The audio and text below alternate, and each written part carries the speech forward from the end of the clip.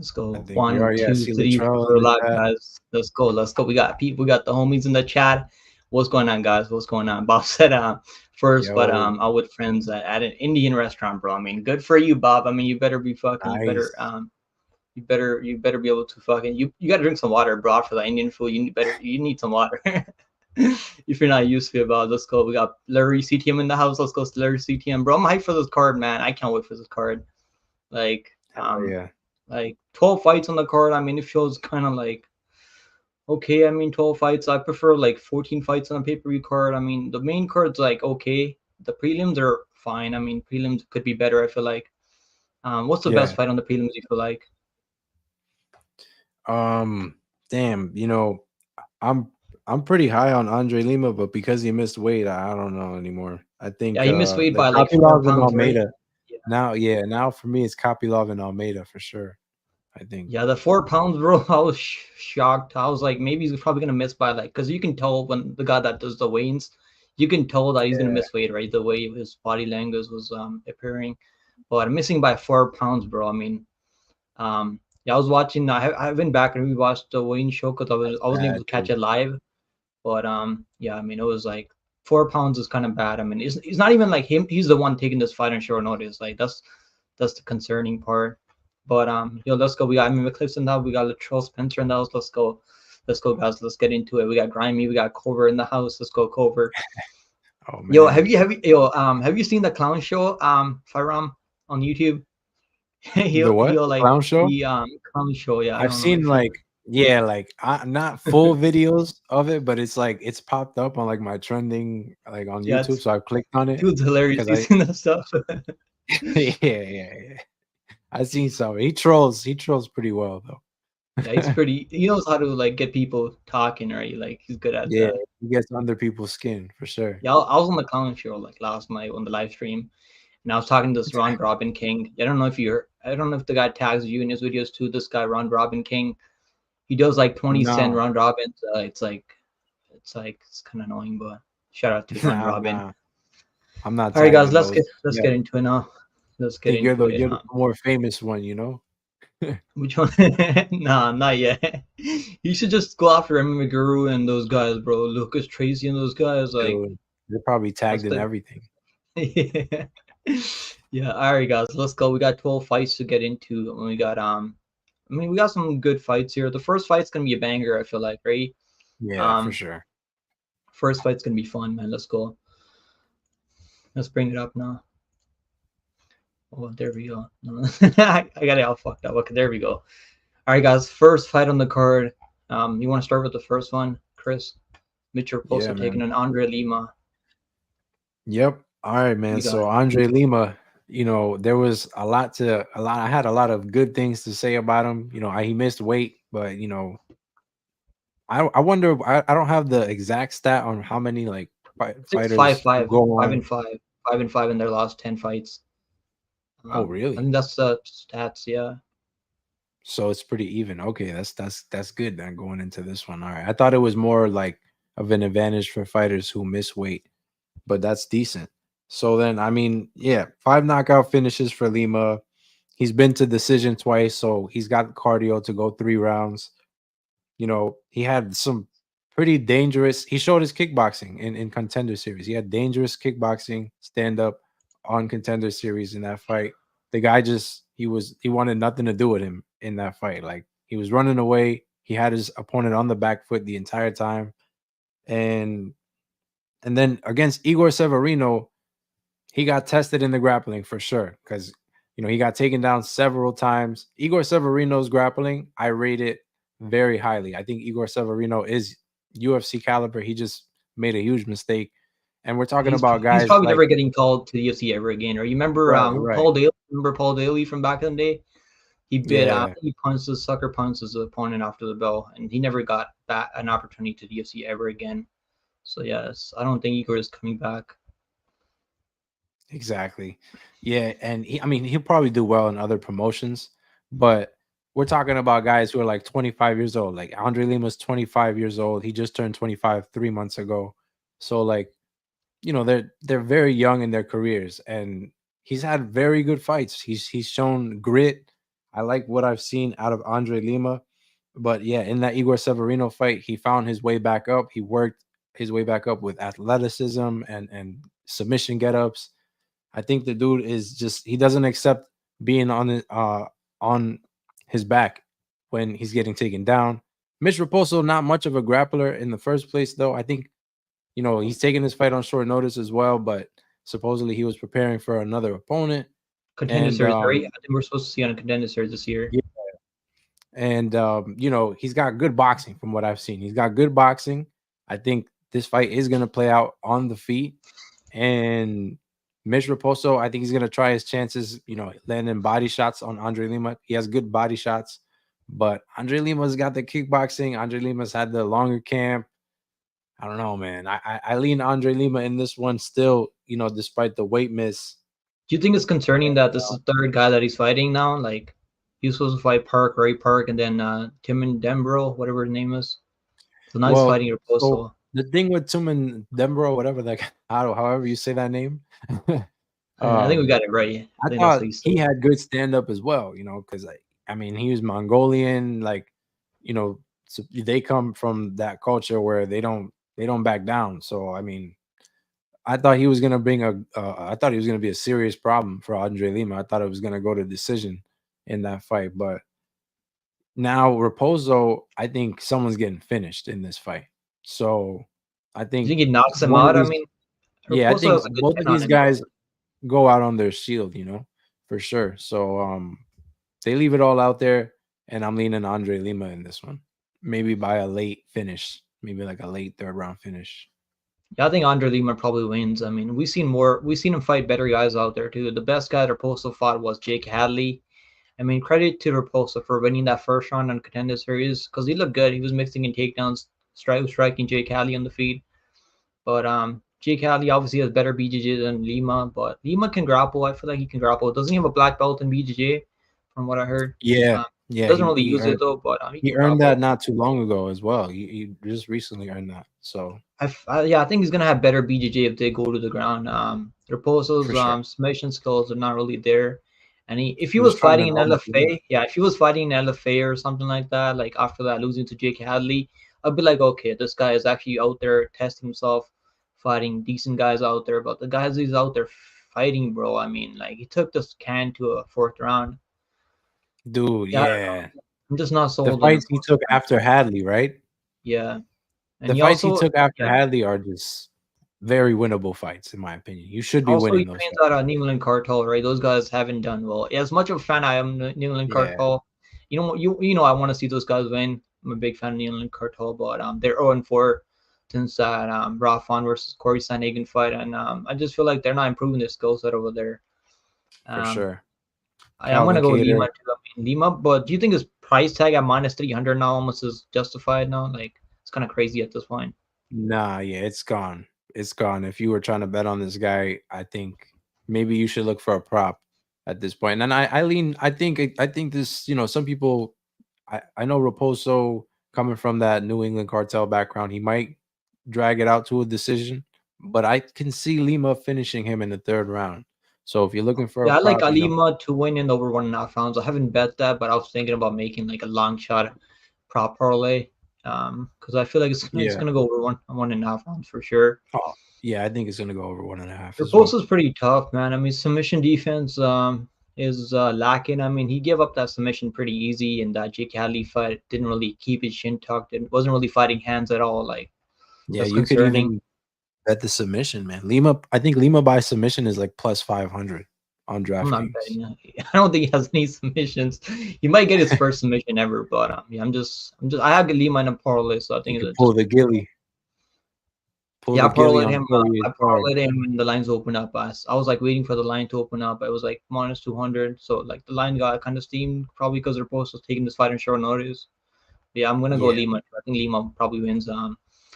Lima right now is minus 285. Yeah, yeah. He opened up minus 205, so line got steamed right away. Even though a lot of people, I've seen a couple of people picking her postal this week, but yeah, the line's just not really reflecting that. But I mean, yeah. Lima is And his not that fight game aggressive isn't though. either. his fight game Lima, isn't reflecting Lima, that even either. though like he's got 8 fights in the like 8 fights in MMA, he's not like crazy tested. So this is a we're gonna see Lima is really that guy right now because of that first fight. I mean that UFC debut that was competitive. I mean he was getting taken down. DraftKings has these bets where you can do Riposta to get over 1.5 takedowns. I think it's like -135. You think that hits? I was thinking about it. I don't know if I'm gonna place that bet. Who know? I mean, that's the thing. He's Go for shown more takedowns. boxing. He's been favoring his hands lately in his fights, and I think he might try himself with Andre Lima. But who knows? He could shoot for the legs as well. He was known for doing that on the Ultimate Fighter. So I Yeah, they honestly said he wrestled have no idea. for the state or some shit. I don't know which state he wrestled for, Yeah, some but whatever. yeah, I don't think that means much these days. Like UFC, I mean, most guys can wrestle. They have a pretty good get up game now. Like in Yeah, it's 2024, MMA. it's not like 5-10 years ago where you just take guys down and they're fish out of water unless it's like to Spain or some shit. Like, but most of these guys they can work their way back up. Right. Yeah, we're both going with Lima. I'm going by decision. You're going by third round TKO or like submission finish. Yeah, just a finish. Yeah, I think he can get it done on the hands, but he could also, he could pull a Gilly. I think he can definitely catch Mitch, shooting for takedowns. He can catch him in a submission. So we could see either one of those in the third round, I though, would pick for him by sure. like finish, but that contender series fight, he wasn't really trying to finish the guy, right? You remember that Jenny Dim guy? Like he was Yeah. controlling the fight and just wasn't really like trying to finish Yeah, him but at all. the guy just wanted nothing to do with him either, though. Like That's that true. guy That's true. for a Jenny Dim contender series fight. was I think okay. that guy just He didn't finally, understand the yeah, rules. Jenny Dim finally like pushed the pace in the third round. Like then he finally like started pushing forward, and then he was having some success in the third round. But yeah, he just wasn't really fighting in the first 2 rounds. That's fair. Yeah, that's fair. Yeah. Larry said Jacob picked the Carnelosios a lot. I mean, it hit. Credit to Jacob though. It hit. I mean, And it like hit, dude. I bet that hits is a good bet. Doesn't matter how Yeah. you get it. Doesn't matter how it hits. I mean, if it cashes, it cashes. Even though it's like she's getting her ass beat. Yeah, like I've been mad about that Gilbert Burns Jack Della fight still Yeah, to this day, I bro. was so happy. You could 60 tell the life. I seconds, was so bro. happy. 60 seconds, bro. He was losing that fight. I was trying to say, second round. I mean, JD was losing the third round, but second round was kind of close. Yeah, Because he was like I was striking him in a couple of exchanges, but yeah, JDM bro, Shavkat's probably gonna be fighting JDM, right? Didn't Buckley call out Shavkat now? Like Buckley's calling and out Shavkat Buckley, now. I don't even know where he's. I don't. Buckley's out of his mind with that one too, man. I don't know, but that I'm isn't gonna his keep weight fading class. That isn't Buckley. his weight class, and he's shooting for the top. So if he thinks he could beat Shavkat, props to him. But I don't know. I feel bad for anyone that has to fight Shavkat right now. I think he's on point. Because he beat the guy out of Uzbekistan, right? I mean, is he from Uzbekistan or Kazakhstan? I think Uzbekistan. So he probably thinks he can beat this guy from Yeah, Kazakhstan. But yeah, yeah. All right, sadly mistaken. let's go to the next fight now. So we're both. I'm going with Lima by decision. Chris is going with Lima by finish of some type. I mean, he could get a finish. It'd be nice for him to get a finish in this In the fight. third round, yeah. You should not be taking this guy to like decision. I mean, maybe you can look at third round by the third round or decision for Lima. You're probably gonna. I think you can get like plus 135 on that. Yeah, I'm leaning submission. All right, let's move on to the next one now. Next fight on the card, we got Eileen Perez taking on Jocelyn Edwards. I mean, Eileen Perez looked good, man, on the way at the weigh-ins. I mean, Jocelyn Edwards actually had some trouble making weight, right? Like she needed the boxer's shame. Yeah, box I of mean, she made shame. weight. She made weight. She made one. Well, what was it like 136 or some shit? It's bantamweight, right? Yeah, bantamweight 136, yeah. 36. She made weight. I mean, but Eileen she had some Eileen made trouble. championship weight. Yeah, and she also worked after. So, Yeah. she's in a season fighting shape right now. Yeah, I'm gonna pick Perez, man. I don't really like. I was considering betting on her, like, cause the line's not that crazy. I mean, most of the people on this fight card, like 3-1, 4-1, like 6-1, like 5-1. Like, I just took the over 2.5 rounds. I think it goes the distance. I Mm, don't think Perez is gonna finish her. Jocelyn yeah. has been finished by submission before, like early, like what, like 10 years, like what was it, like 70 years ago? It was like a long time ago. I think Hmm. she's getting better. Like I mean, if you're fighting the UFC, you're gonna get better. Like even though like her takedown defense sucks. Like it's pretty terrible. And Perez, I mean, she has taken down every girl she's out there fighting. So Yeah, I do like Perez here, but I don't know if I can bet on her. The line's actually Yeah, not now. Like the line actually came down to like minus 180 now, so I think it was like minus 180 before the wins, and after the wins, the line went like some money came in on Perez. So yeah, I mean Edwards yeah, is like not really like a powerful striker, so I'm not really worried about Perez like getting hurt in this fight. She's probably gonna win the first rounds of the grappling, and then she's probably gonna get really tired, and then give up the third round like she did in the Lucy Pudilova fight. But yeah, I mean, and also like Edwards is really low volume. That's how she lost the Nora Canoli fight. Even though I thought she won the fight, it was like it was close, right? That fight. I mean, she should have won that fight. But yeah, she just yeah. wasn't any volume. She just trying to I thought grab it. she, it was very close. I thought she could. I thought she did enough to get it done, but karma might have played a role there because she lost to Yeah, Pudilova that in that fight. Pudilova fight. Yeah, she lost. I actually bet on I think I bet on Pudilova there. I was like Yeah, pretty shocked. Yeah, I'm just gonna stay away from betting on Perez, but I don't blame anyone because she should be like 10-1 right now. Like her only like the legit loss was the Stephanie Yeager fight, and she the other blew it. fight was Yeah, like yeah, this other fight was kind of bullshit. I think she's taking this fight serious. They already fought outside the octagon, right? Didn't Edward sucker punch or some shit like that? hmm I mean, so they got some beef going into this one. Yeah, I'm gonna go with Perez by decision. She could be live for like a late third round submission maybe, but I don't think she has the cardio to really get a finish in later this fight goes. And I don't think it's gonna be easy submitting a girl like Edwards. Edwards is pretty terrible though, so I obviously got to go with Perez. We all want to see her win, right? I know you yeah, guys want to see her win too, but who you got in this one, Chris? yeah. And I think the line moved down because of things that you said. Fighters they get better in the UFC, and both of these two they've had their fair share of fights in the UFC now, so they're probably gonna bring they're probably going to cover their holes in their game even more now coming into this fight because they got that what happened backstage at the UFC PI. I think Eileen Perez, she made 135. She looks very serious. She Yeah. looks like she's taking this fight very seriously.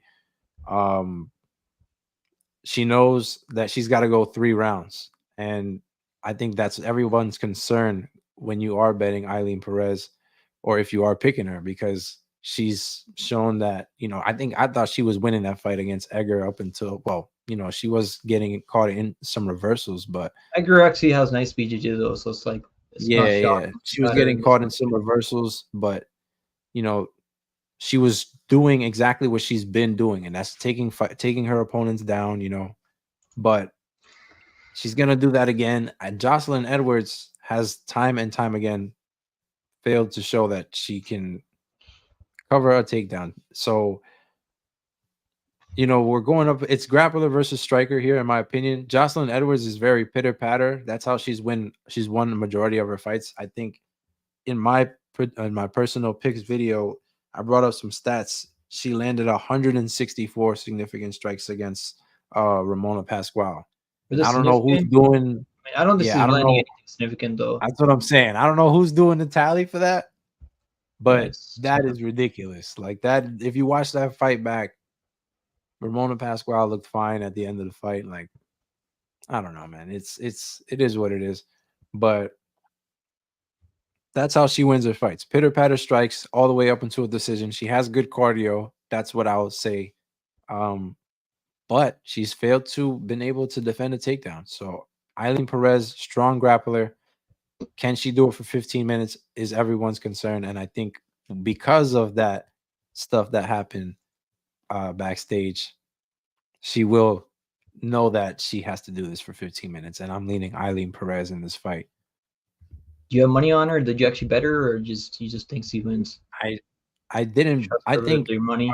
I didn't bet her at all. Actually, I have no bets on this fight whatsoever. But if you are gonna bet this fight, I think it goes over 2.5. Or I don't know if that line is already gone. But if that I line is bet it at already minus gone, 280. It wasn't terrible. So the line came down. It was like minus 320 early in the week. Then some money came in okay. the under 2.5 rounds. So like people are talking about how they have beef, so this might go under. I don't know. Like I don't think Perez really has. I mean, Nah, her jiu-jitsu is not really crazy good. So you might be able to get a yeah. ground and pound, but I don't know. She might look to just beat her up for 3 rounds She and has drag nice it out. top control though. She has good top control when Yeah, she gets the takedowns. But yeah, she couldn't really finish the other girl, right? Just who was that girl she fought after like came back after like 2 years off. Lucy Pudilova. I Uh, think she fought Lucy. the It other was girl she Stephanie fought Egger and then Lucy. Stephanie Egger, not that one. Eileen Smith, right? Smith or some shit Oh, like. oh, oh, yes. I know who you're talking about. I got it Let me see written if I down can here. hear up here. I can't remember her name. It's like so Evan forgettable. Smith. Yeah, Evan something Smith, Evan Smith. yeah. Ashley Evan Smith. Her cardio actually looked better in that one because I don't think Smith was making it work for the takedowns. Yeah, I think And Perez she was probably like win. 36 years old. Yeah, she's I think like Evan super Smith, fat. yeah. She should not be fighting in the UFC. I don't know. She's still fighting in the UFC. Yeah. She's like 6-5 at the time when they fought in the UFC. It was not a good opponent to judge against. I think Jocelyn Edwards smoked Ashley Evan Smith, and let's be honest. Yeah, But Smith's pretty terrible. yeah, yeah. Like Of course, that are the Eileen fights Perez tomorrow though. already. Yeah, the fights are gonna be tomorrow, bro. Let's go. I'm excited, bro. I haven't got the pay per view yet. I'll get the pay per view though, because this card, I feel like, I mean, is it worth $80? I feel like it is. I mean, just because the main 2 5 round fights. I mean, Strickland versus Costa is gonna be a good fight, and that main event's gonna be okay. I mean, I want to see Sarukian versus Islam more, but it's not gonna be Yeah, terrible main event. I mean, we got some like undercard could be better. I feel like 14 fights could make it better, but we got 12 fights and we got like that Gillespie and Brown fight's actually gonna be lit, bro. I think that's gonna be one of the better fights in the undercard. Um, Morono for versus sure. Nico Price is probably gonna be terrible though. But it's gonna be exciting, man. Let's go. We got Nate Brown gifting a membership. Let's go, Nate Brown. I appreciate that, bro. Let's get some W Hey, in the chat for Nate shout Brown, out bro. Nate Let's go. Brown, man. Always supporting the community, bro. Let's go. All right, guys. Let's move on to the next one. We're both going with Eileen Perez. I mean, you might have to fade the OnlyFans, bro. I mean, you never know. She might be making too much money on the side. Um, Nah, man. she's also looking for a boyfriend. So if you're down to like take care of her son, I guess she'll take you in. So just so you guys, if anyone's looking out there. All right, guys. Let's move on to the next one. So Perez, what's the line on Perez now? Um, I think she minus was like a 185. minus 180. Yes, Yeah, yeah, it was minus 85. Like early today in the morning, I was thinking about I was gonna parlay the Perez money line. I was like, should I do it? I like a get long burned on the shot. women's MMA so many times. I just couldn't get myself to do it. But I just took the over 2.5 in a parlay. I think that's better. I use the DraftKings boost. You know, they give you 25% boost depending on how many legs you use for a parlay. So I used that for the Oh, okay. over 2.5 in this one. I think that parlay is probably pretty solid. All right, let's move on to the next one now. Next fight on the card is gonna be Mickey Gallo taking on Basil Hafez. I mean, you can start with this one. Yeah, man. Mickey Basso Hafez is one. I think he's one of the bigger favorites on this card, right? I mean, 8 out of 12 fights, there's like a over 2-1 or plus 2-1 or more favorite on this card. So, really chalky fights. Basso Hafez, he's a prospect for sure, but I think the line is a little blown away for this guy. But I am going to speak very highly about him right now. So I just want to mention that though. Hafez, he's very good. He took on Jack Della Maddalena, one of the top 10 in the welterweight weight class right now, to a very tough decision. Exposed him a little bit, and he kind of laid out the blueprint of how to beat Jack Della Maddalena, which is take him down, You force the better hold rest him of the down for all 3 rounds. yeah. You You gotta, better hold this guy yeah, down man. for all three You rounds. Exactly, man. And he was able to do that for a good portion. I think he had something around like 6 minutes plus of control time in that fight. And he fought to a tough decision, and he only had like 4 days to make weight. There was tough things to consider in that fight. He's got, you know, a lot of wins by finish. And despite all of that, he's 8-4. So the record, it Doesn't doesn't look really good, speak yeah. too But he's been fighting. highly of He's been himself. legit guys out there. There's enough crushing cans out there. Yeah, yeah. But he's 32. So, I don't mind him, I think 32, 8-4, he's probably found himself right now. I think if he hasn't found himself, then why are you in the UFC? The time is now for him. And they gave him an opponent like sort of like a thank you for fighting Jack Della Maddalena on short notice, because Mickey Gall is 7-5. Mickey Gall hasn't fought in 2 years. He's coming off a back surgery, and he's been just a grappler, and that's it. He has no knockout wins. He's very one dimensional. If you are a subscriber to my channel, Yeah, go I do subscribe, not guys. like one dimensional I got the fighters, channel man. linked in the description. So if you guys want to go sub, make sure you guys go sub to our boy. Yeah, man. I don't pick So one-dimensional fighters. I do not like, even if it's one-dimensional in the stand-up, I'll mention it as well. I do not favor one-dimensional fighters. I think Basil Hafez mixes it up a lot more, or he's a lot more willing to than Mickey Gall. And Mickey Gall, he might have been working on some things in 2 years. I'm sure he has. He's been training at Kill Cliff. There's a lot of savages there. But Basil Hafez, I think he brings it, man. He's got grit as well. He's gonna go out on his shield, and Mickey Gall has never knocked anyone out. He's got good submissions, but the majority of them are rear naked chokes in the UFC. So he hasn't really shown anything spectacular. Basil Hafez has wins by a Kimura, armbar, triangle choke. He's got submission games of his own. So, and I think they matched up in a grappling match somewhere back in the day. I've did been they really? hearing that I on didn't catch people's that. breakdowns. Yeah, I've been hearing that in the YouTube surface. So, and Basil Hafez won that. I So mean, see, this guy's even on more all the secret confident. juice out there, bro. This guy's Yeah, got all the secret juice. even more confident So in this pick. I'm going Basil Hafez, man. I think he gets it done in a spectacular fashion. I think he could sub him. I think Basil Hafez by finish here, or I I think, like him by yeah, KO, bro. I feel like you can get a ground and pound or in like this a fight. ground and pound. Yeah, ground and Yeah, pound KO is it's very plus likely as 300. I well. call that as a that's prop. That's my prop of the week's plus 300. Basil Hafez by TKO. If Diego Sanchez can TKO a guy like Mickey Gall, I mean, you're telling me that Hafez can't do it, even though he's only got like one KO win. That's probably why the number is that high on the KO. Right. But 2 years off from the game, man. I mean, I don't think he's gonna go. I don't feel like he's just gonna grapple him for 3 rounds. This is the UFC doing him a favor, giving him someone that he can get a highlight reel on and build a Right. name off. So I mean, I don't think the UFC really cares about Mickey Gill. I mean, if Mickey Gill is Nah. out there listening to this breakdown somehow, I mean, bro, I mean, don't take it serious, bro. But yeah, Yeah. I think he's gonna get finished in probably in the first round. Tough fight Hafiz to can come also back go from. for takedowns, though. Yeah, Hafiz. Yeah, people are gonna. I mean, I was expecting people to look at the record, right, on Basil Hafiz, but I guess everyone's gone back and watched that JDM fight, so it might be recency bias. Bro, what happened? Like, what if he just didn't get tested? Now that he's getting tested by USADA, there's no USADA out there, so I don't think it matters anymore. But No, they USADA. don't test you Yeah. right when you come in short notice. Like, they don't really test you like at Well, all. that short notice, I don't think so. I don't know, but I don't know what the rules are for that. I'm sure they go off of some recent test that from the other promotion that he came from, right? They need something. They need something.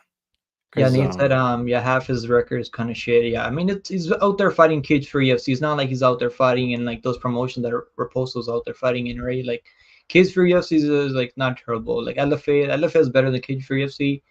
These promotions, or at least we know what these promotions are. Like some of these other promotions that Raposo's out there fighting, and I have no clue where he's fighting. Like those promotions, never heard of them. And half is actually looked. I feel like he's getting better. Like he's gonna be getting even better. He's making money in UFC now. He's gonna get better. I feel like he's gonna look better because he took that fight in short notice, right? That JDM fight. Now JDM was making some mistakes out there. Like I had JDM by KO because I had no clue who Hafiz was. So you know what I mean. Everyone, I feel like everyone in their fucking mom's basement had KO on JDM there because I was like I didn't really do my research on Hafiz. I should have done my research, but I didn't really do my research. Yeah, I was like automatic JDM bet because I bet Randy Brown. I bet I mean JDM over Randy Brown. Also, it's also like if you can go out there and like finish Randy Brown in the first round, he's gonna finish Hafiz in the first round, but MMA math doesn't work out sometimes. Yeah, I think Hafiz can get a Yeah, KO. I think Hafiz the only way see Hafiz losing if he loses somehow, like which I don't think is likely, if he gets tired wrestling for like 2 rounds nonstop and that he, could he happen. can't get a finish off, even then I don't think Mickey Gall has the striking to really TKO him. If JDM can't TKO him, like he was close to getting a referee stoppage because I mean he was turning his head away sometimes. But this dude is tough, man. He's tough. He's gonna hang in there. He's not gonna just look for the door. And I don't think Mickey Gall is gonna make him look for the door in this fight. I feel like he's gonna get a ground and pound. He might get a submission. He does have a lot more submissions out there. He's very physically strong. If you get on top of him, he might look for a Kimura or something. He's got a Kimura before, so submission is definitely live. But I got Hafiz in a couple of parlays. I parlayed him early, minus 275. Then I parlayed him again at minus 380. I should have just parlayed everything. I should have placed all my parlays in last week because the line got. I was like, bro, I was not expecting the line to be minus 380. I'll be honest with you. I was like, I think people are gonna look at the record and then people are probably gonna be like, oh, this guy's. Let me take the dog in this one because this guy's got an 8-4 record. Right. But I guess He's people are fighting in not. his hometown. Yeah, and now Galzia is fighting in his hometown, so it's like maybe people are gonna like the underdog in this one. Yeah, I haven't seen anyone pick Mickey Gill out there. I I don't. think Have that's you like the seen one one? thing he's got going for him is that he's fighting in his hometown. Yeah, I don't think it's gonna matter. He's not really like a volume striker Nah. either, where it's gonna make the fight close on the feet, whereas the wrestling is not gonna matter. Yeah. Yeah. You're going by submission or TKO? I'm gonna go by TKO. The finish is the only Yeah. plus You know 100. what? Like, Yeah, I like the ground and pound TKO more than the submission. I think that's what he's looking to do as well. I think he wants to show the UFC that he is, marketable. So he's gonna go out there and try to finish this guy. if he swings like he was swinging in GDM on the feed, bro, I feel like you can put him down. I really feel like you can put him down because JDM has a chin on him, bro. I think people like don't really talk about JDM chin. JDM chin is actually really solid. That dude can take a punch. Because Burns was Yeah, cracking him with some big shots. Those overhand rights for those body kicks. I mean, those Burns actually has some power. JDM's like just eats. He's got a solid chin.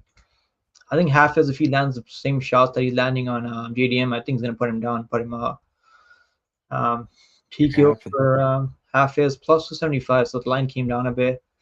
I think that's solid. That's my prop of the week. It's not like a lock prop of the week. It's like there's value. I feel like there's value on there. I love fading these guys that come back after a layoff, like Grimbo, right? Grimbo and or Brahimas, Brahimas, bro. They like look like shit out there. The guy's terrible. Dude, just a grapple fest. It Hopefully we was don't it see was that it was, with it was a terrible Jalton and fight. Romanov, man. It was a terrible fight. I'll be honest. I'm just happy, bro, that because if you had bets on the Grimbo like I did, and you had him as a lock like I did, He I did was what like, he was supposed to do, right? he did his job. But yeah, the fight if Yeah. I didn't have him as a lock, I'd be like, this shit's fucking boring. Holy fuck. It was pretty boring. Because Yeah. Raheem wasn't really making it work, right? He was just like willing. He was just okay with losing. I feel like he was fine with losing, right? He was just like he got like a he took his back in like one exchange grappling shit. Then he's okay with losing that fight. It was just I feel like it's Raheem fault. I mean, Grimbo he's supposed to go out there and win, right? So did his job.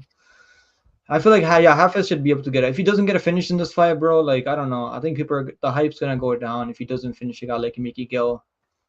So he should go out there and finish this guy if he wants to fight on Yeah. like if he wants more opportunities from the UFC, like if he wants more favorable matchups. Because I feel like this guy's someone the UFC can build on because he's got exciting Yeah. style. He can go for nice splash double leg takedowns. I mean, he can strike on the feet also. He's got a good He's durability. dangerous. Yeah. Yeah, and I've lost. He does a podcast also. I don't know who he does a podcast with on YouTube. I don't know if you ever seen it. He does podcasts Oh with no, someone. He's pretty like I well spoken. haven't. I think yeah, they can build him up. I think they're just giving up on Mickey Gill at this point. Mickey Gill is not like yeah, I don't think he's gonna win this fight, and the odds reflect that pretty clearly.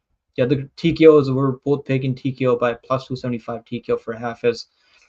All right, guys. Next fight on the card, we got Full Roll taking on Jake Matthews, man. I'll start with this one. So Full Roll, man. After watching the weigh-ins, I'll be honest. Like I'm still considering pick flipping here because I don't know. This is a fight that I'm staying away from. Um, I think it goes longer because I don't think Rowe's gonna finish him that quickly. if he does find a finish in this fight somehow. I'm still gonna pick Jake Matthews, but just I can't trust this guy. Don't put your money on this guy, especially not Yeah. as a favor. I mean, don't put your money on this guy as a favorite. I'm just not sold in Phil Rowe, man. So I don't know. Like he's okay, he can strike him. He's got like 80-inch reach. He can like I don't like he's out there like competing and grappling Paul like not Paul Craig. Who's that guy? Craig Jones. Craig Jones, right? Craig Jones. Yeah. Other Very fighting recently. I grappler think that out was there. his So most recent one. yeah, he still stays really active. Bro, he looked big at the weigh-ins, I'll be honest. Like so I don't know, his fight IQ is questionable though. Like these guys both are like letdowns. If you're betting Jake Matthews as a favor, you've been losing money this whole time. So I don't know, man. I don't know. Like I just feel like Matthews' pressure might be too much for Phil Rowe. Because when Nico Price was putting pressure on him, he was having more success out there. Like he was almost close to finishing him too, right? In the second on. Nico Price almost finished in the second on, but Both of these guys almost get finished in their fights, man.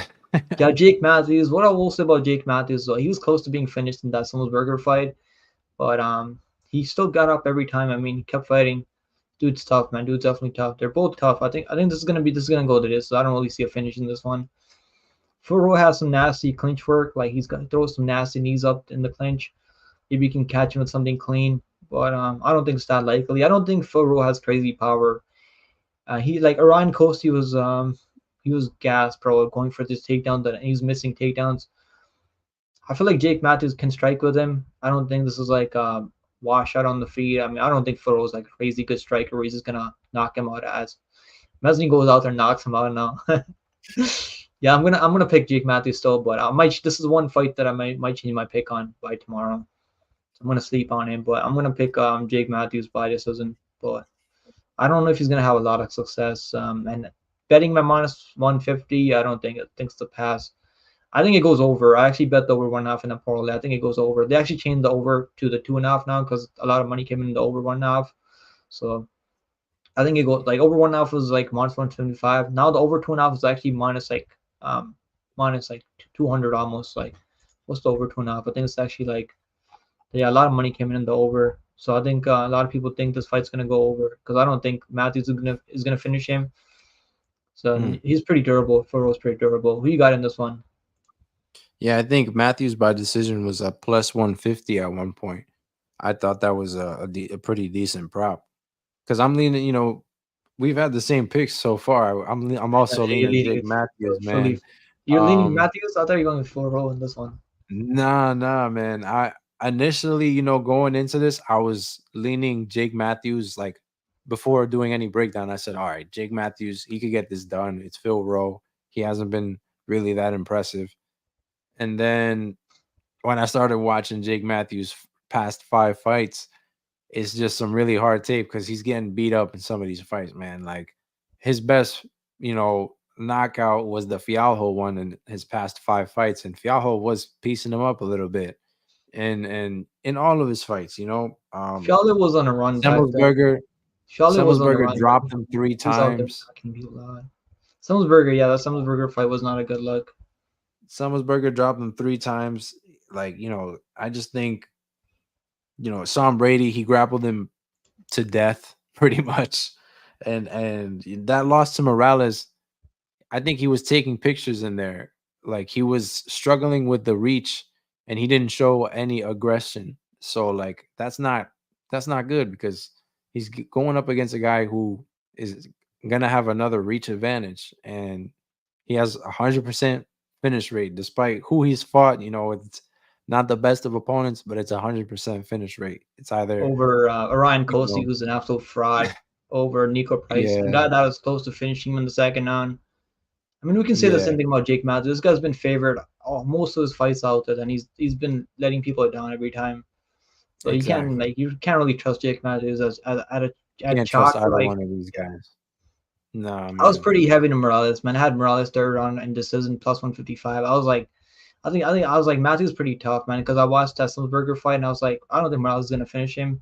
So I had third round and decision. So I don't know. I'm just gonna pass on betting on each guy in this one. If you're I mean, I know a lot of people are on the fully fresh in this one as a dog, so I don't really can't blame anyone because I mean, might as well, if you're getting a dog over Matthews, Jake Matthews, might as well take it, right? But I don't know that I'm just not really, I'm not that high on Phil Rowe that much. He should have won that Neil Magny fight, but he's just fight IQ is questionable sometimes.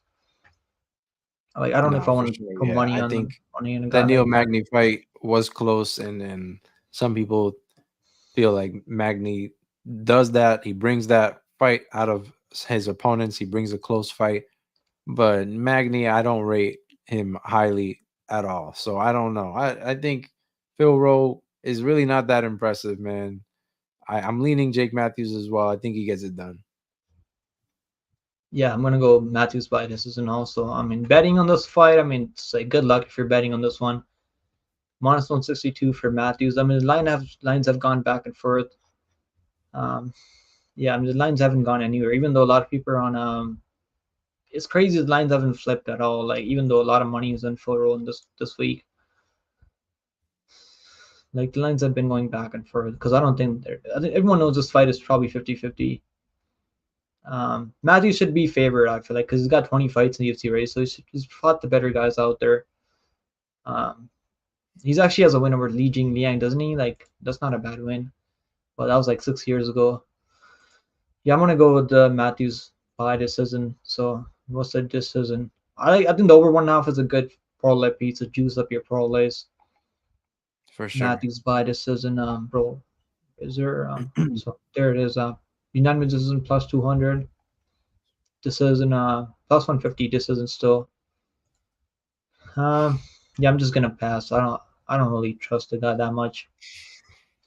All right, guys. Next fight on the card is gonna be Grant Dawson taking on Joe Selecki. You can start the breakdown for this one if you want. Yeah, man. All right. So this is a grappler versus grappler matchup here. Sometimes they cancel each other out and they end up striking, but these two are going to grapple. I think these two are going to grapple for sure. Joe Selecki has not shown like much confidence in his stand up, and Grant Dawson, he's shown a lot more willing. He's a bit more willing to strike with his opponents, but he's looking to get the takedown as well. So I think these two are going to test each other. Grant Dawson, his team, American Top Team, they speak highly of him. I don't know if you saw Moicano, Moicano's yes, takedown. I've seen that. Yeah, they speak very highly of this guy. They think he's one of the better grapplers of 155, and he's shown that as well. His only loss is to Bobby Green, who beat him in the stand-up, beat him in the most weirdest fashion. Like it was 10 just, seconds, right? What was it it? looked 10 like a seconds. jab. Like it looked like something that it looked like a punch that a regular, fan would be able to probably take, but Grant Dawson was dropped by it. So it was crazy. You know, I don't think Selecki is going to bring that to this fight. I think these two are going to grapple, and it's going to come down to who has the cardio, who can make better reversals, and who can do better transitions. And I think the better grappler here is Grant Dawson, despite what Moicano has been saying, or I think the tape reflects that as well. Grant Dawson, in my opinion, gets it done in this fight. And Joe Selecki, he just hasn't really been very impressive, in my opinion. He's one dimensional fighters. I do not favor in any fights at all, man. He's 5-2 though in the UFC, but I think he's about to be 5-3 after tomorrow, man. Grant Dawson, I'm leaning Grant Dawson in this one, either by finish or decision. I don't know. Where do you think this fight goes? There may be third round submission for Dawson because he does have some third round submissions, but I think it's gonna be probably gonna go the distance because Selecki's he's got some of the best BJJ, like not grappling, I mean wrestling, but BJJ. So he's not bad in the grappling. He can probably survive to a decision. And Dawson's Yeah, like cardio kind of falls off. Sometimes his cardio looks really good in third round. Sometimes, like the Ricky Glenn fight, it's where he got 10-8 by Ricky Glenn. Then he got dropped by Marco Madsen in the first round. I mean, getting knocked out by Bobby Green in 10 seconds. I was gonna stay away from Grant Dawson, right? So I was like staying away. I should have bet him at because the line was like minus 400, minus 350, I think early in the week. Then I finally pulled the trigger. I finally threw him in a parlay because I was like, he should not be losing this fight, bro.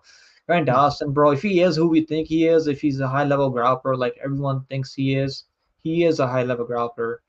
Cause he made who's that guy in that Ismagulov, right? Ismagulov. He made Demir Ismagulov look like Magulov, never yeah, grappled. He never grappled a day in his life.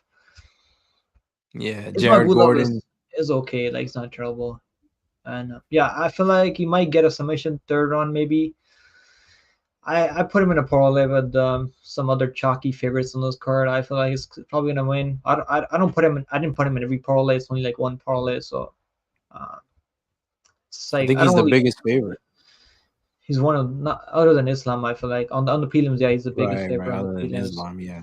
I feel like he's better, bro, than Selecki everywhere. I mean, he's better in striking also. He throws more volume than Selecki, even though they're both low volume. They both don't throw a lot of volume, but he throws just a little bit more volume. See right there, he has better um like striking defense is pretty terrible, but grappling. I mean, yeah, he lands more takedowns also than Joe Selecki.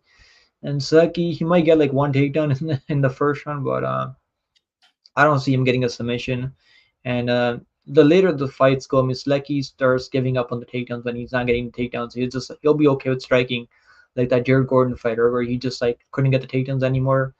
Then he was like just striking with Jared Gordon and getting outstruck because he doesn't throw enough volume out Yeah, there. I think Dawson has him covered everywhere. I think Dawson is like a close to being a lock, but it's like I mean he's 9-1 in UFC, so he should be. I think he's this is a good matchup for him. This is a good matchup for him. He should not be if he loses this fight, bro. Like I don't know what his future in the UFC is gonna be. Like he should not be losing this fight to a guy that this is the tailor-made matchup for Grant Dawson. And Moicano was yeah, saying that Dawson is a lock. That's what Moicano said. He said he rolls with both of these guys that he yeah. grapples. He said he bet the house. Yeah, he said bet the house. I mean, you're probably gonna get a car if you bet the house on Grant Yeah, Dawson and minus 500. You freaking better a bet go your kart. house and then be able to fucking afford put a like a finance a car. Um, yeah, yeah. I think Dawson. Like, if you want to put him in parlays, I mean, I don't think it's terrible. Um, I like him as a parlay piece more than like some of these other guys, like these other favorites on the card, bro. Like Andre Lima, Lima. Yeah, I mean, at least Dawson's more proven in the UFC. Yeah, I got both of them in parlays. I actually beat some line movement on Lima. I would not bet him. I would not parlay him at minus 300 anymore. Like the line's way too wide at this point. But at least Dawson has like 10 fights in the UFC, right? He's like 9-1 in the UFC, has a win on the contender yeah, series. So he's actually way more proven than Selecki. And this is a good matchup for him also. He should not be losing this fight. I mean, this is a guy that's not really going to be power punching, like doesn't have any power on the feet. And jiu-jitsu is not that good. Dawson should be able to stay safe in the grappling and just control him from top position. And maybe for his sure. grounding pound's not really there though, so I don't know. I think it goes a distance. I'm gonna pick him on the scorecards. Um, if you like the underdog in this one, Joe Selecki. I mean, if you think it's gonna go the distance, which I think it's gonna go the distance, maybe Joe Selecki plus 3.5. Can he win one round out there? Maybe Dawson grapples him for 2 rounds, first 2 rounds, gets tired later. Can But he win a round? maybe you can I win a don't round. know. It's plus 160, I think, but I'm not really confident in that either because um, Dawson could just wrestle him every round, control him for all 3 rounds. But Yeah, yeah, I Selecki, like Dawson. Selecki on media day said that in about that Jakar close fight when he held on to the armbar, he said he would do that 9 times out of 10 if they fought again. Of course So he would, bro. He's a BJJ that nerd. just goes to show, how one-dimensional he really is. While Corey was going and Corey said pick him, read the chat. Were hilarious. Stop being soy, bro. We gotta run through the card cover. I read the chat. I read all the chat when I'm like live streaming by myself. But Chris he's got stuff to do later, bro. He's got a birthday party to attend later. We got to run over this card quickly. But I appreciate the super chats, guys. Let's go. Word, yo. Thanks for the donos for Let's Pick'em. go. Let's go, guys. Let's go. All right, let's move on to the next one. So Dawson by decision, but maybe third round or decision, probably not terrible. I think that's like minus 135 because I don't think he's gonna submit him in the first round. All right, guys. Next fight on the card is gonna be Jailton Almeida taking on Alexander the Blob Romanov. Who you got in this one? Dude, this is one of the easiest picks of this card, man. Just going by the way that Jailton Almeida was ragdolling Curtis Blades, man. A fighter who I thought was going to test him in the grappling. I thought he was going to at least be able to defend at one of those takedowns.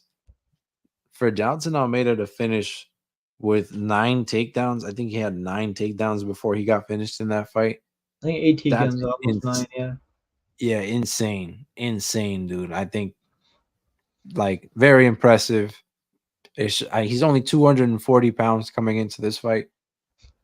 Crazy that he's just dragging these dudes who are like 260, 265. And Romanov, he's claiming that Jalton is not gonna bring anything new to the table when it comes to the jiu-jitsu. But as far as who's gonna be the minute winner when in this fight, I think it's gonna be Jalton Almeida. He's taking him down. He's gonna be dominant on top position. And Romanov, he's going to be trying to transition. He's going to be trying to roll out. But Johnson Almeida is going to be the faster fighter here, clearly. I mean, look at if you saw both of these guys on the scales, you would have thought Johnson could make, Johnson, these two look like they're in two different weight classes. Like, look at that picture, man. It's insane. So yeah, Jalton's secret juice, bro. Johnson Almeida, I think, yeah, he could be on that secret juice for sure. Definitely is, not could be. He definitely is on those secret juice, Yeah. bro. I mean, look at And Romana, that bro. This guy's on that he's on the McDonald's diet every day, bro. Look at that fucking one pack right there. You that's seen him on for the scales, sure. bro? I was like Yeah, watching the weigh just to see what kind of shape he's in, and he looks fucking terrible on the scales.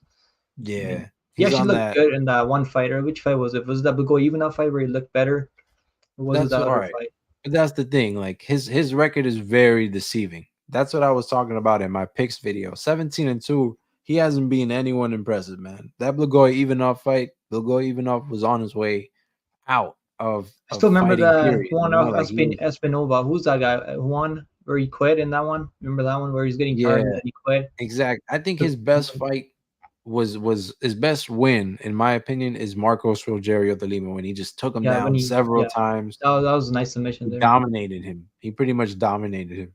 But yeah, I thought that was his best win. And look at where Delima is now in the heavyweight. So it's aging well.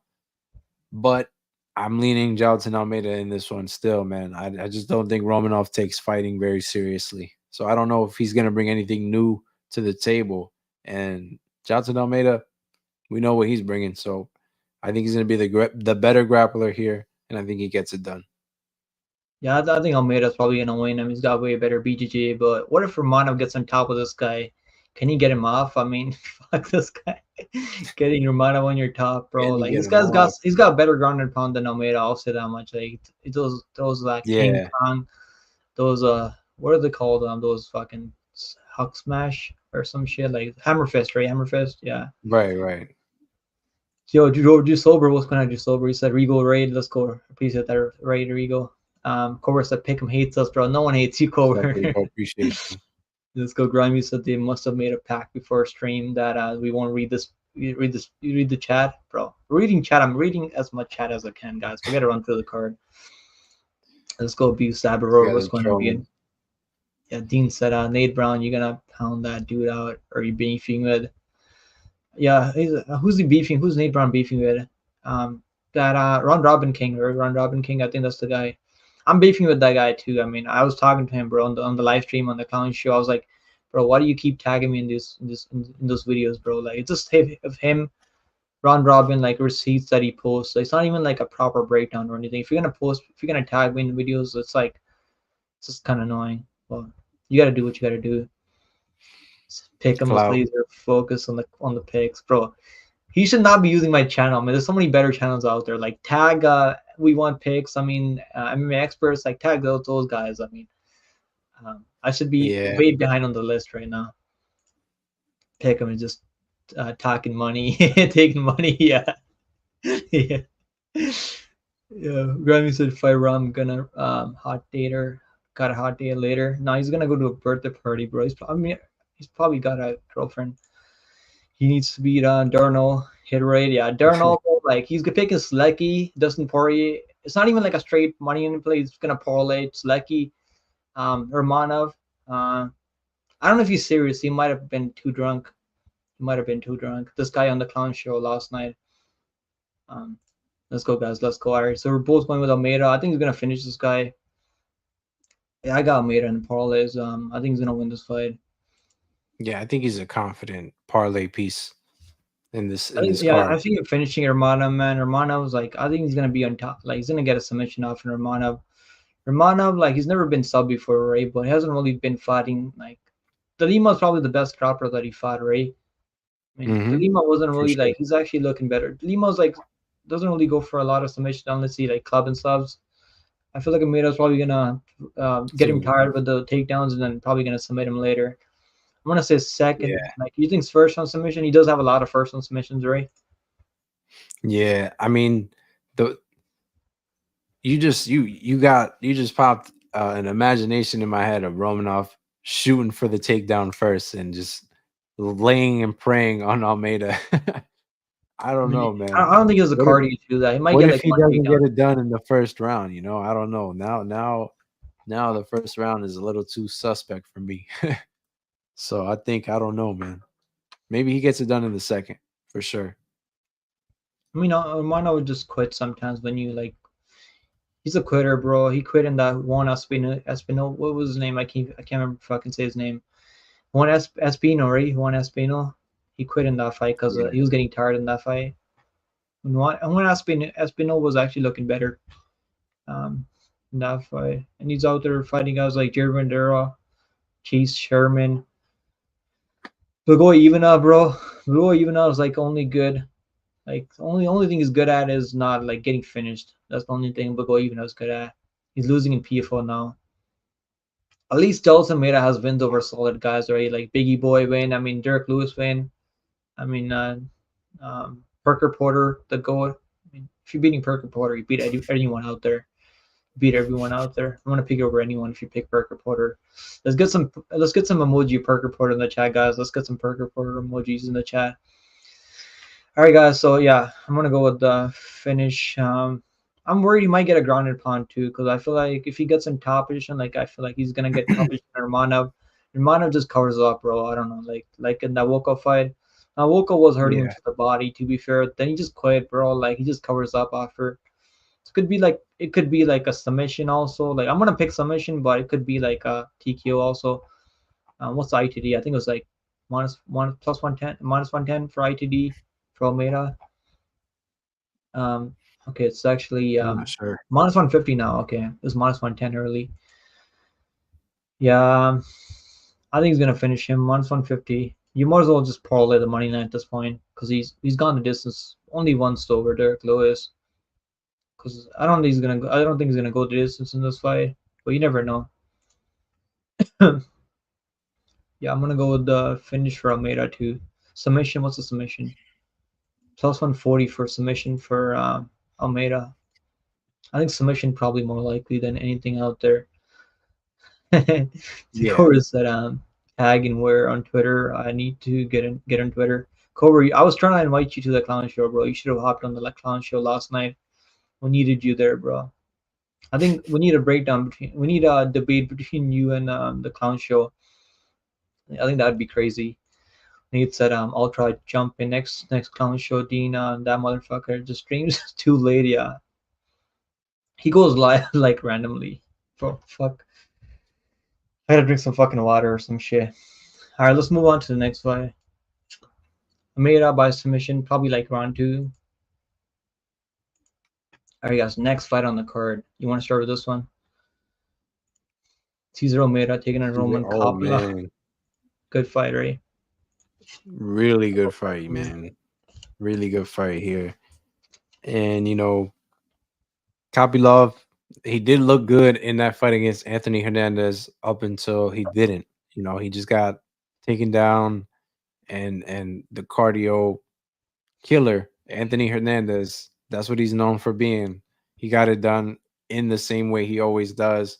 So impressive win for Anthony Hernandez, but he got it done like he should in expected fashion. So Roman Kopylov, we know, 5-time champion in hand-to-hand combat sambo. So he's got some credentials of his own. I know people are bringing up the glory kickboxing background for Cesar Almeida. Um, and more fights in the UFC for Kopylov, more fights in general, more fights in MMA for Kopylov. He's looked good. He mixes it up very well. He has a good liver kick. He picks at his opponent's body shot, his opponent's body very well when he has his timing. I think Kopylov is dangerous, man. He's fast. I like what I've seen out of the guy, despite he's only really beaten not the best of opponents, but he's knocking them out. He's making them look like they don't belong. I don't think he's gonna do that to Cesar Almeida. I don't think it's gonna be easy, as he's been making it look in the fights that he's winning. But I do think that Cesar Almeida is gonna bring a different element to the opponents he's been losing to, which is he's been getting taken down, like Carl Roberson and very recently Anthony Hernandez. Those guys, Duraev took him down. All these guys, they take him down. Cesar Almeida, I don't know if he's going to try to take him down. I think with that glory kickboxing background, fighting Alex Pereira 3 times, this guy's going to bring some stand up to this fight. And he's going to try it with Kopylov. I think Kopylov favors that. I think Kopylov is going to be faster. I don't know why this line flipped. If you are betting Almeida, the time to bet him was when he was a dog. Um, I think people, because of Pereira's upcoming with that glory kickboxing background, they can see the same for Almeida, but I'm just not seeing it, man. I'm not convinced. 5-0. If you look at the records of the guys he's been beating, it's I not don't think high it's really his caliber. fault, right? They're giving him these guys to It's not fight. his fault. It's not his fault. That's also true. But he hasn't been really faced up against a guy who's going to, bring some problems on the feet as well, at least some problems. This isn't going to be a walk in the park for Almeida. And it's not going to be a walk in the park for Kopylov either, but I'm going to lean with Kopylov getting it done here with more experience, the faster of the two, the youth, and I think It's he's only a three bit. years. There's only 3 year age gaps. It's not much of age gap. Yeah. Yeah, well, I mean, Within the three I years, they're think gonna make a difference. once you pass 35 as a fighter, it's already like starting to be on that down trend, in my opinion.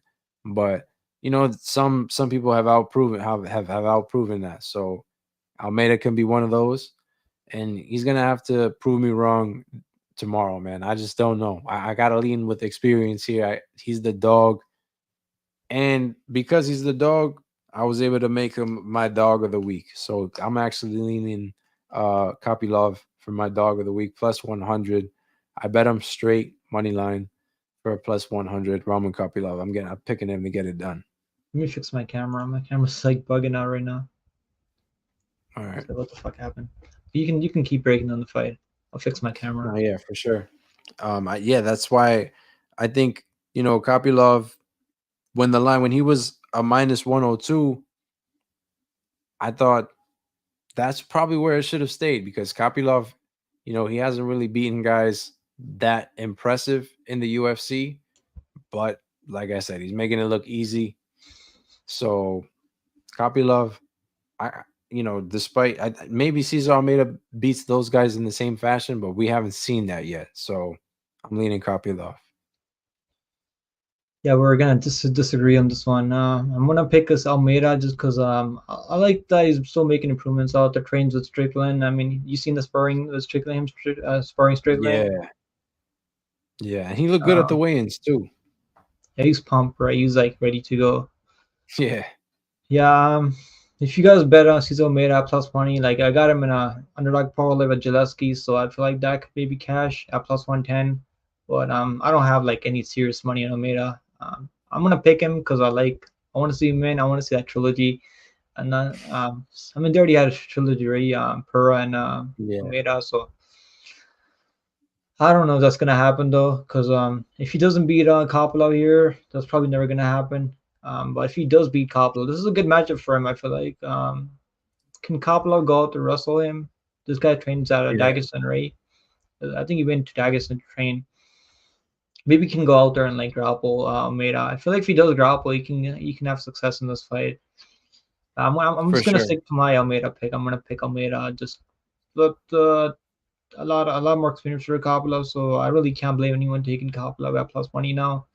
I don't think Almeida should be the favorite. I'll be honest. I think he should be like he should be like -105 and Kopilov should be plus one -115 just because he's got more MMA experience. But I mean the Roman Kopilov's wins. I mean his wins. Let's talk about his wins, right? Josh Friend, Claudio Yeah, Ribeiro.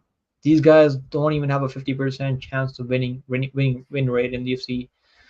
yeah, I like Coppola though. He's actually cast the second on TKO for me so many times over Ribeiro, over Fremd. I mean, this guy just breaks people down. If he finishes Almeida, he's gonna be the first one to ever finish him in kickboxing and MMA. So I don't know if he's gonna finish him. I feel like Almeida can probably catch him with some shots. When you pressure or Kovalev, I think you can have success in this guy because it's not like he's got some of the best striking defense out there. He does have good striking, but striking defense is not as good. Obviously, he's fighting the better guys in the UFC right now. Almeida's only got one fight, so we don't have a lot of like a lot of stats here for Almeida to work with. But I feel like Almeida can have success. This is a good matchup for him. I think that there's a reason the UFC matched him up with Kopilov, a guy that's gonna be a willing striker here. So I'm gonna pick up Cesar Almeida, but I like if I can't blame anyone taking Kopilov at plus money. I'm not going crazy on Cesar Almeida anymore. Time to bet him was at plus money because we only have one fight to look at, right, in the UFC. I actually bet him on a contender series to live over that guy. I bet him at plus 350 there, but because he was defending takedowns, I was like, if he starts defending takedowns, probably gonna be a better striker. But this is the first time we're gonna see him fight a guy that can strike with him. We're gonna see if he can how he looks in MMA striking. But he's been striking for like over 10 years, so I think he's gonna be more than fine. I'm gonna pick Hamida by decision. I don't really see him finishing Kopilov. Kopilov is pretty tough. He might get rocked with some shots, but he's pretty tough. Um, yeah, I'm gonna go Cesar Almeida. He's not even the underdog anymore, right? He's -122. The line's getting steep even more. Wow. yeah. I'm gonna go Almeida. I'm gonna stick to my pick. I mean, you see that plus money side on plus money on Kopilov, right? I mean, I can't blame anyone taking it. What's the over? I think it goes over. You think it goes over 1.5 rounds? You think Kopilov is gonna You know, knock him these out? two for sure. It's gonna go over. I think it's They're gonna gonna go over strike. Yeah, one they're and a gonna half strike on rounds. the feet. Yeah, So it's tough betting on over, but I feel like it's gonna go over 1.5 at least, if not longer. man. It could be one of those where like they end it just before though too. Like where it's about to be one and a half, just about to cash, and then I mean, they're freaking both high level Almeida strikers, so they or can definitely Kopilov catch each knocks other. him out. Yeah, You think Kopilov is gonna knock him out with a punch or a head kick or like a body kick? What do you think? a body kick. That's what he's been famous for. But Those you know body what? kicks are nasty though. Yeah, That head kick over Claudio Ribeiro, bro. That was one of the nastiest head kicks I've seen. We saw two head kicks on that fight also. I think Poirier got head kicked right to the shadow realm on the same night. Yeah, yeah. that was crazy. But when Ribeiro was pressuring him, bro, I don't know if you remember that first round. Ribeiro was having success in that first round at the end of the first round. So I feel like Almeida's a lot better striker than Claudio Ribeiro. Yeah, we're For split sure. on this one. All right, let's move on to the next one now. I think this is the first one we split on. Is it really the only one? Yeah, I thought we are gonna be split on that Phil Roll versus the Matthews fight. We're both taking Matthews on that one. yeah. I mean, it's good to disagree sometimes in fights. All right, let's talk about the main card now, guys. Make sure you guys go sub to our boy first the channel, man. It's linked in the description. Let's go. Let's get him to 300 subscribers now. Appreciate you, man. Let's go, man. Let's go. Appreciate you coming on, bro, for the show. Covers it. I bet Always. Kopilov. Let's go, man. This is a good show, man. I like the energy. Um, cover. I mean, it's not as I don't think it's a trouble bet. Because you're betting a guy at plus money who's got more experience in the UFC, so it's probably better bet than Dustin Poirier by KO round one. You should have just taken him by KO if you're gonna take Dustin Poirier. Why take the Yeah. round method? And then Kopylov, now he's a dog. I think he's a really good bet now. Yeah, plus money. Like if you're getting plus money either side, I think it's good. Right. You got one unit in Cesar Mera. Yeah, I think that's solid. I mean, You got because him at plus money. That's I fine. got him Yeah. at plus 110 in like a long shot parlay with like Gillespie and some other guys. So I put that in like last week. It's not like much, only like point 0.2 units, like barely anything. If that cash would all win like 5 minutes on that parlay. You never know. I mean, Gillespie win and Almeida win. I mean, that could cash, but not a lot of confidence on that one, of course. Yeah. It's first round could be a starting match. Yeah, I feel like it's gonna they're gonna fill out the range in the first round. So they're gonna take their time, and once they get their timing, they're gonna go for it. And Almeida's like pretty durable, right? He's never been knocked out. He's actually fought some high level kickboxers out there. So I feel like he can take a punch. Yeah. What's the other? Oh, I think it goes over. I think it goes to the second round. I don't know if it goes over 1.5. Um, I think it goes over, but I'm just probably not gonna bet on it though, because it's risky fight. Yeah. It's gonna be a stand-up fight. All right, next fight on the card is gonna be Randy Brown taking on Easy Dos Santos, right? Alessio Dos Santos. Alessio Dos Santos. Bro, this guy's, I think he's got one of the biggest names, right? Like, longest names in the UFC right now, like Alessio Gillespie Yeah. Dos Santos. Something. Yeah. Got to be up there with the longest names. Yeah, bro, this guy's a fucking menace, bro. He's only got one legit loss, right, where he got knocked out by Li Jingliang. Like, his other two Right. losses are like split losses. And that Renat Fakardina fight. Renat's not really the striker that Randy Brown is. Let's be honest. Like not Bobby Green. I mean, Randy Brown is a lot better striker than Renat Fakardina. Renat, I mean, did drop him in the first round, so I could see Randy Brown catching with something crazy early. But if he doesn't catch him, I feel like this is gonna go longer. I feel like it's gonna go the distance because Lesky, if you can't get him out of there, you can get him out of there like late, like Li Jingliang did, right? Like, but this guy's actually fighting some legit guys out there. Like, he beat Ben was something like a drum for all 3 rounds. Yeah. I was like, bro, I was so pissed off that referee didn't stop the fight. I had the fight doesn't go the distance. I had under 2.5 rounds. I was like, there's no way this fight's gonna go the distance. And what do you know, bro? That dumb referee just didn't want to stop the fight. So Dos Santos, I think he threw over like 150 significant strikes. That was one of his best performances out there ever, right? Like I don't think he's ever had like a performance as good as that, other than knocking out Strickland back in the day. But even at 37 Right. years old, bro, so like he's still really good, bro. I got like I don't have any play on Randy Brown. I feel like I'm picking him to win just because he's younger and like a couple years younger. I mean, has speed. I feel like has reach advantage. Also, like he's looked better out there. Just knocked out a Salikov, a fight that I Yeah. also didn't bet on because I was like maybe because that tournament fight, bro. Like some fights he looks on and off. That tournament fight, that was a really close fight, bro. Like Turman could have won that fight. He actually made Turman look really good, which is why people are out there betting Turman over Jared Gooden because people are like, oh, this guy was really competitive. He could have beat Randy Brown. Let's go bet him over Jared Gooden. And what happened there? I mean, so it's like Randy Brown. He's won 6 of his last 7 or 7 of his last 8 fights. The only fight he lost with JDM. Um, I don't know. Like I'm gonna pick Randy Brown just because I feel like he's gonna be quicker. He's gonna have more volume overall. But Gillespie can maybe catch him with something crazy, and then maybe hurt him. Like Ronaldo dropped Randy Brown. I mean, we've seen a lot of people drop Randy Brown. This is like one of my lowest Yeah. confidence picks on the card. I know a lot of people are really confident in Randy Brown. I'm just not really that confident, bro. I mean, if you lost money on Renat Fakardinum like I did, I mean, you're probably running to the books to go bet on Randy Brown in this one. This is a different matchup though, obviously, but um, I'm gonna pick a Randy Brown decision, close decision. But I can't blame anyone taking Dos Santos as a dog because this guy's he's got 2 split losses. I mean, split decision losses. His last like three losses in the UFC. So like his only legit loss was that Li Jingliang fight. And this guy's Yeah. pretty solid, man. Even at 37, who you got in this one? Yeah, man. I think that Muslim Salikov win for Randy Brown did look good. They share that opponent, but it's tough to compare because Salikov was like 3 years older at the time already, and I think Salikov kind of has his way out.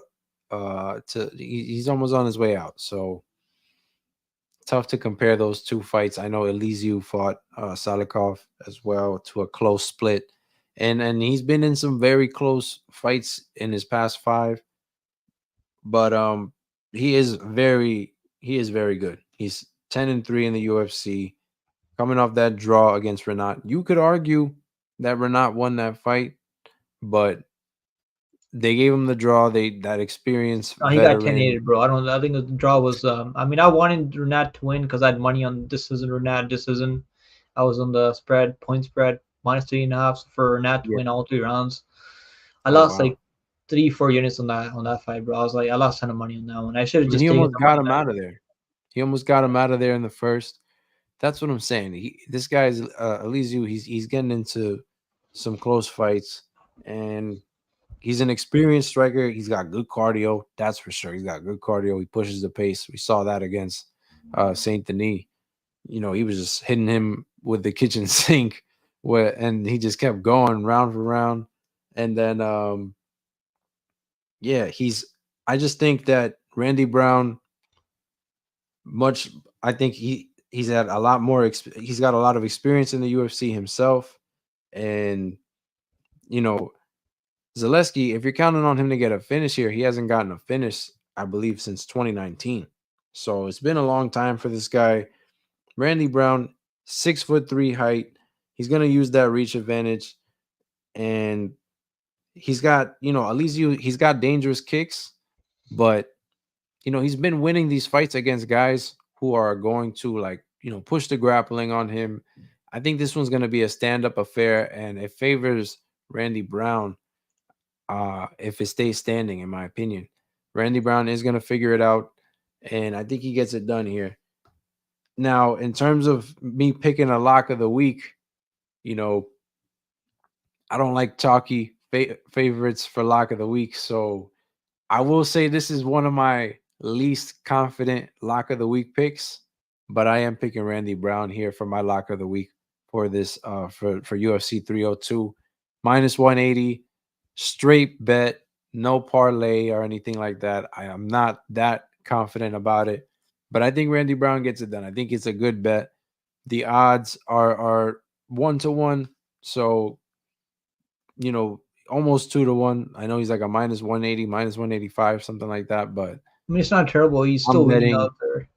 yeah, I'm betting Randy Brown straight, and I think he gets it done. That's my lock of the week. Let's go, man. Hope you. I mean, I'm picking him to win too. I just not as confident as you are because of Zaleski. Like this guy's tough Brazilian man. He's probably on the secret juice too, like Costa and those guys, like Ferreira, like bro Ferreira. God, that was crazy. Fernand Ferreira. But these guys are like something's in the water over there, bro. In Brazil, Yeah, it's gotta be that's for filled sure. with fucking secret juice out there. Elysiu Or is many 37. He doesn't look 37 at all. It's He crazy. looks like he's 34, bro. Like the way he fights, but he does seem to be slowing down just a bit, just a tiny Yeah, bit. he is You can starting see to it for sure. because he doesn't have the reaction time that he used to have back in the day. Because Renat, I mean, maybe he was worried about getting taken down against Renat Frakadino, which is why Renat just catches people at the overhand, right? But Yeah, I feel like he's gonna slow down. He might look slow in this fight, but I think this goes over. You think it goes over, or you think Randy Brown's gonna catch him early and knock him out? Randy Brown could win it by decision. He could also win it very early, though. I don't know. I don't know. It would be tough to bet props on this I one. mean, I think he could drop him early. I don't know if he's gonna finish him. Like, you think he's gonna lock in a yeah, submission? a submission is it's likely, but I don't know. I think I lean knockout more than submission. I think Elysiu is very good in the clinch, and Randy Brown should be aware of that. So I don't think Randy Brown should want to play in the clinch or in the grappling with Elysiu. Yeah, I'm gonna pick Randy Brown. Low confidence, but Chris is more confident than I am. The odds for this one are Zaleski +150, Randy Brown -180. The odds haven't moved much, bro. I mean, he opened at -155, and the odds haven't just been it's haven't passed over -200 because I think people respect Dos Santos a bit. Not a bad lock of the week. If you're picking a lock of the week that you're somewhat confident in on this card, you gotta go with someone Yeah, that's not man. chalky. Like Someone that's not chalky, exactly. this is a tough card. It's better, a lot better than Jake Matthews. I mean, definitely like levels above Jake Matthews. If you're Hell gonna bet yeah. on either guy, you more like bet everything on Randy Brown than betting on Jake Matthews any day of the week. If I had to choose between Yeah. those two guys, I'd bet on Randy Brown. Yeah, this is a good matchup for him though. This is a good matchup for him. I feel like if he wins this fight, I mean they might give him someone ranked. I mean Gillespie's like always been close to the rankings, right? He's always been Hmm. right there. Just outside the top 15. Yeah, I think so. Yeah. I feel like it's gonna go over, but minus 270, 278 is kind of crazy for over because we've seen power from Randy Brown. He can definitely snipe these guys from the outside. He's got speed too. He's fast. Yeah, I mean if you're gonna bet on it, just money line, eh? But I feel like it's gonna go the distance. Decision for Brown. What's the decision for Brown? Minus plus 175. I don't know. Just money line it, I guess. I think just money line. That's probably the best way to go. We got Brutally Honest MMA in the house. Let's go Brutally Honest MMA in the house. Um, round three was 10-8 for Jaleski. Yeah, he should have finished in that third round, bro. I don't. That referee gave Renat Yeah. every chance to recover. And I knew my bets were fucking. I knew it was over for my betting for my bets on Renat Fakhretdinov because that I body think, kick, bro. That body kick hurt him bad. yeah, I think if you like Alizio in this fight, this is one of those guys where plus 3.5 Yeah, it's not even bad. is Minus a one good forty. play. I think it's a good play. I think it's a good play. If you're gonna play Alizio in this fight, that's one of the bets I would target because Li he could win a Jingliang round. actually has the power. Yeah, Li Jingliang is not terrible. I know we haven't seen the guy in a bit, but Li Jingliang's striking is actually okay. Hopefully he comes back, bro. I mean, wasn't he supposed to show up to the press conference for this sick ass suit, and then they just canceled the press conference for Li Jingliang? Bro, that's I know he was super hyped for that. Yeah, I Your think he has he Jose hasn't fought Aldo in a while. t-shirt, bro. That's fucking sick. I mean, Clips. I need to get me a Max Holloway t-shirt, or like maybe like a poster.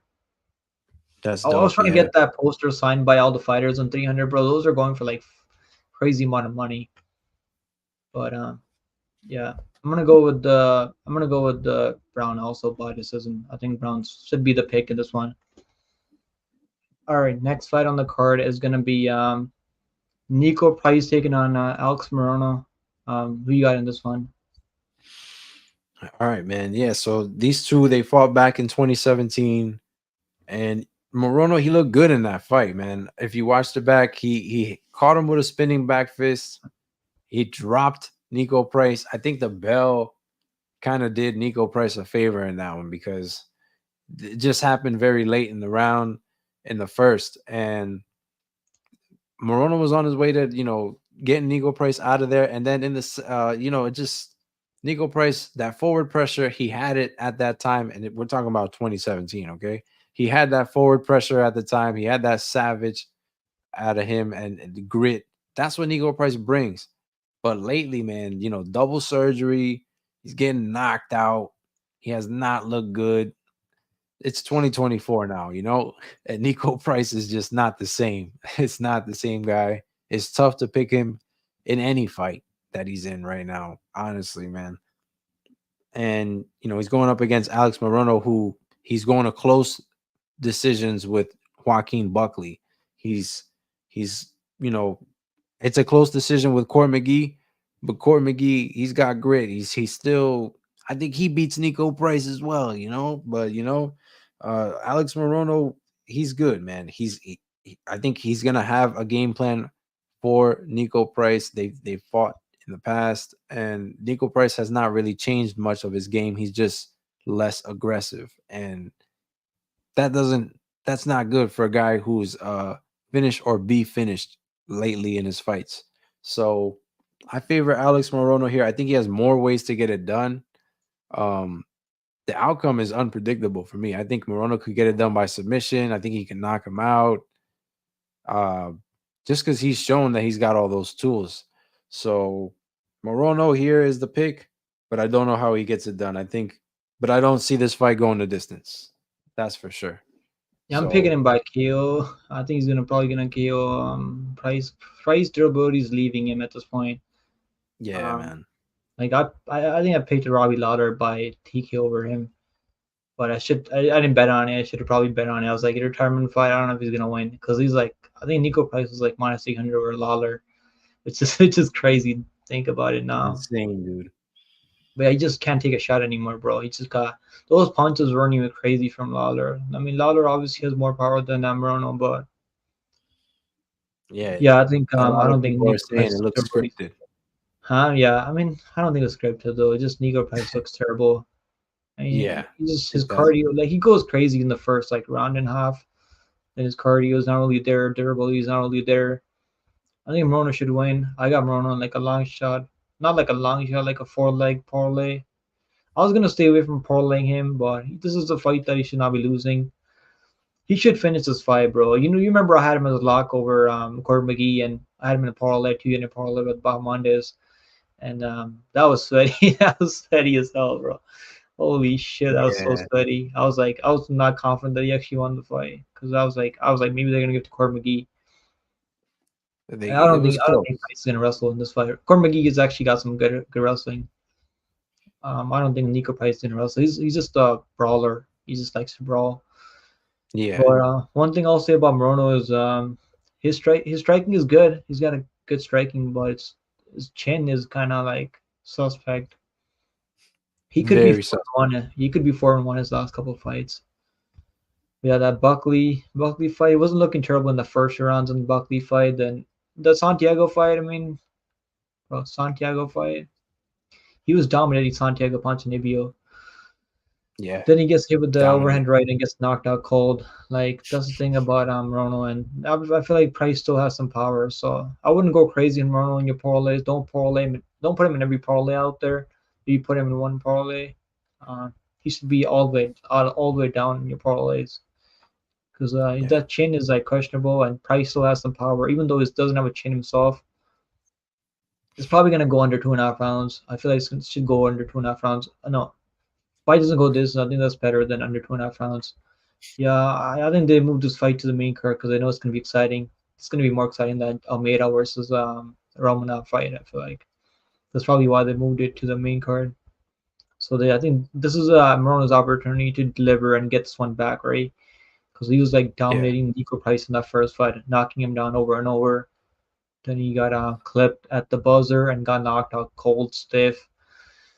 That was crazy, bro. I was like, I didn't know they fought in the past, right? Because Tapalzi didn't really have their fight up as a rematch. right. As the last five. You have to go Oh, because back. the no contest. Yeah, they because of weed, right? Because he got caught smoking Yeah, weed. yeah, They did the same thing to Nick Diaz back then, which is why we didn't see Nick Diaz in his prime for 4 years. That was bullshit. yeah, Yeah, I think Rono probably gets the KO. I'm gonna say like a second on TKO for Rono. He might get a club and sub, but I don't think Nico Price is really gonna be shooting takedowns on him. You think KO or you think you said KO too? Rono by KO. yeah. Morono by finish.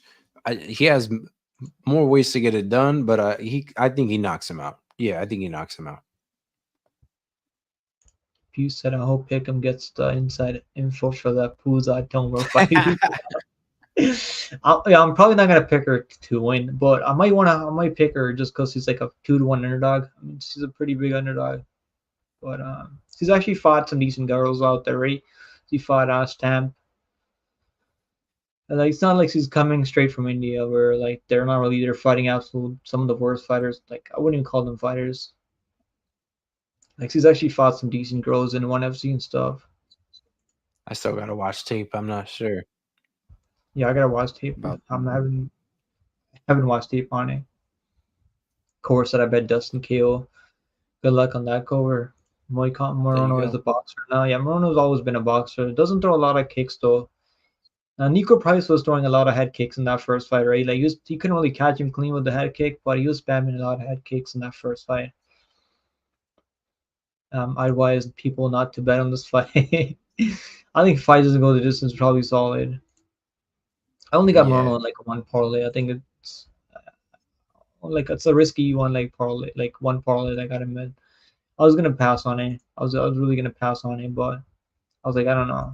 He should. It's tough finding parlay pieces on this card, and I feel like Nico Price, though he's been looking out there, he's been looking terrible out there. I was like, this would be a good fight for Moreno, and he's still out there winning fights. I mean, even though like they're kind of sweaty, but I don't think he has to worry about getting taken on in this fight. So this would be a stand-up fight, and he's gonna be quicker, way quicker. He's gonna be Yeah, landing more volume. He's gonna be the better boxer. Yeah, Moreno by just take him as a parlay piece. I feel like, but fight doesn't go this minus 190. You never know with Moreno. Sometimes he doesn't really go for a finish if it doesn't come to him. Like if you don't shoot a takedown on him, like you might not get the submission, might not be able to get the KO. But I'm gonna pick KO. I think KO is probably likely, but it's plus 200. It's not even like something crazy. Probably because Nico Price has been he got knocked out in like 10 seconds right in that Lawler fight. Yeah, I'm gonna go by yeah, KO. By KO too. He should be able to get the KO here. If you can't finish Nico Price at this point, bro, like I don't know. I think he's gonna look for a finish, right? Because he got KO'd by Nico Price in that first fight, so he's probably want to get that one back. All right, guys. Up next, we got Kevin the Trailblazer Holland taking on Mikhail Olakjachik. I think I nailed that name. Holy shit. I think I nailed it, bro. yeah, Mikhail yeah. You were Olakjachik. talking about a guy who doesn't. If you're talking about people who don't throw leg kicks, Yeah, Mikhail Shake is Mikhail another one of them. only boxing. He's He another doesn't know one. anything. Like he should be boxing overall. Like he could be making more money in boxing than fighting MMA. Yeah, for He's sure. actually got some nice hands and stuff. But he's soft as a body, Thrown bro. Like you can kick him one to the leg body. kick in 5 fights. In One his leg kick past in five five fights, he's only fights. thrown one leg kick. He doesn't throw. Doesn't really. He's not really kick heavy out there. And Kevin Holland Nah, can yeah. kick, right? Even though he likes striking most, like boxing, he can throw some body kicks, leg kicks and stuff. Mixes it up at least. Yeah. Yeah.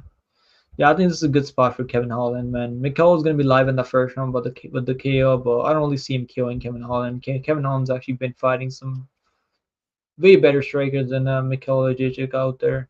Mikhail Yeah. has that power, obviously, light heavyweight power. He's going to need to catch him early and put him out cold. Like he better like knock out Kevin Holland cold. Kevin Holland hasn't been knocked out like cold. He got TKO'd right via doctor stoppers in that Wonderboy fight, but we haven't really seen him Yeah. get TKO'd like legit TKO. I think this is a good spot for Kevin Holland. I'm gonna go Kevin Holland by submission.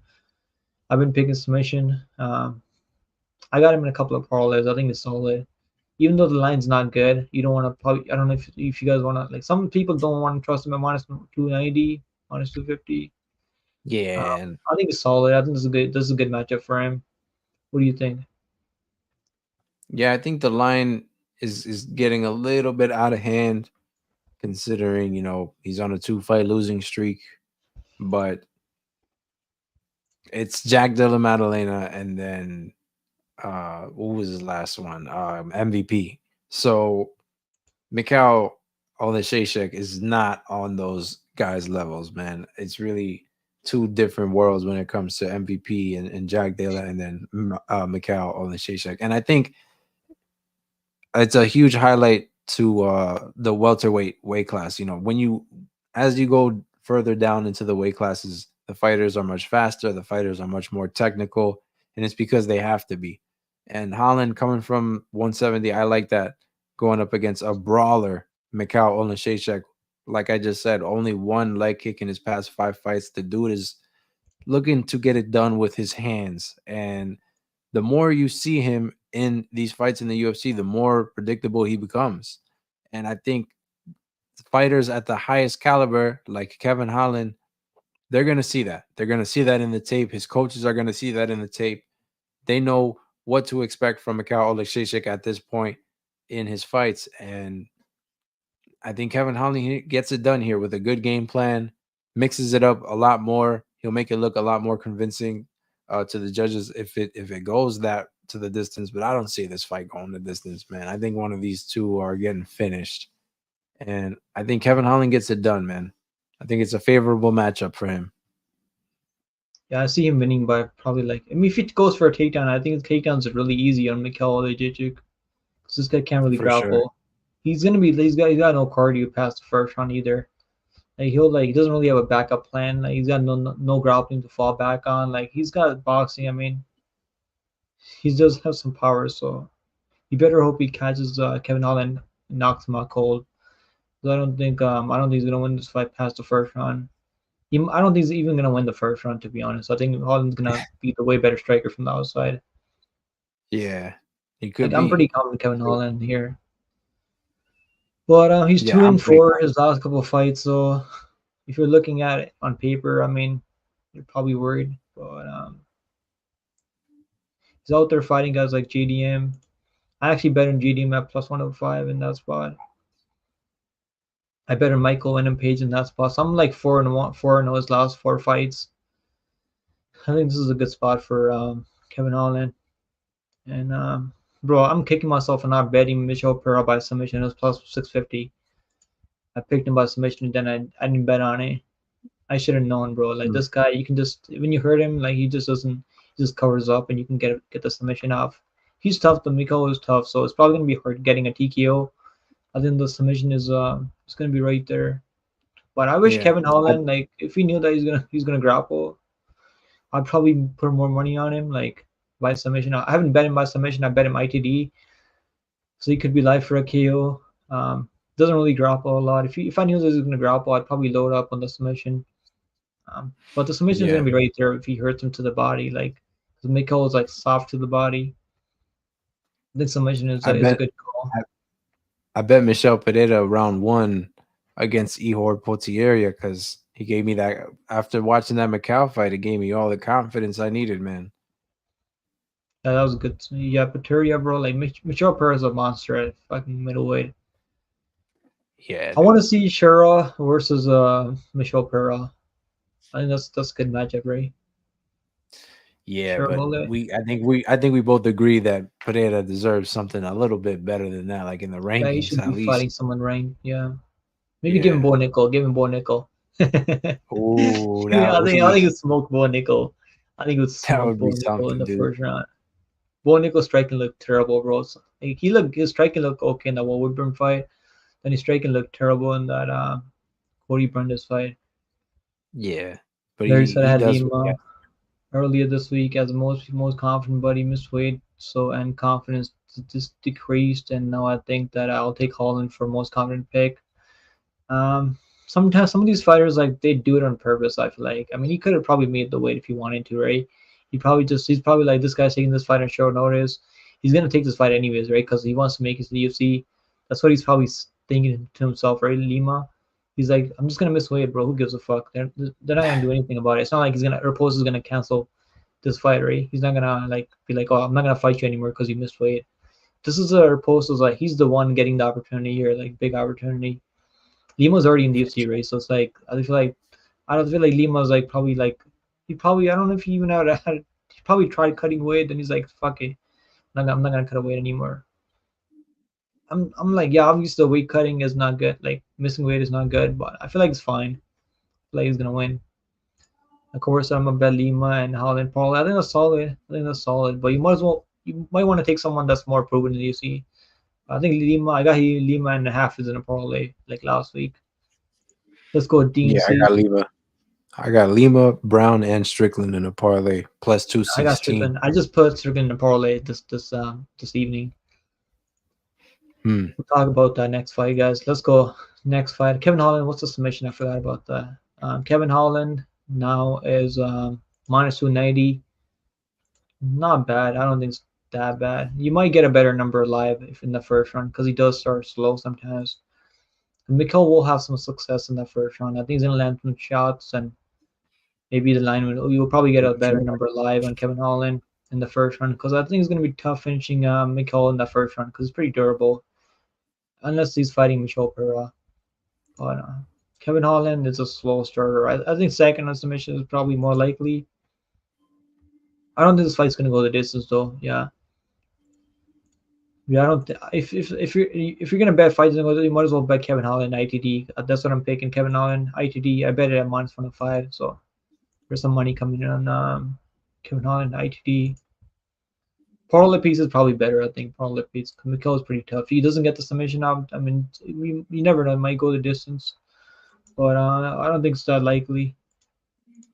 All right, next fight on the card, we got the co-main event of the evening, man. Let's go.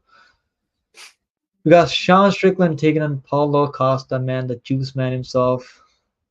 Now, you guys know I'm picking Strickland as my lock of the week, man. I think he's gonna win. I think this is a good. This is like this is the UFC doing Paulo Costa a favor, man. Does he even deserve this matchup? I don't think he does. Like this guy's, Nah.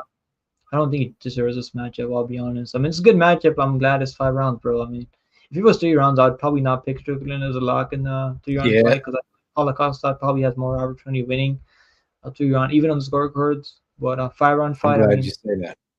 yeah, I think 5 round fights definitely favors Strickland. Better cardio, better output.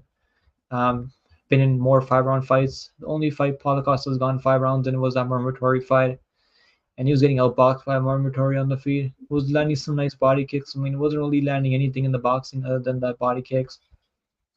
He landed like a head Yeah. kick on Vittori though. Vittori is like pretty hittable though. Vittori doesn't have the striking defense that Strickland has.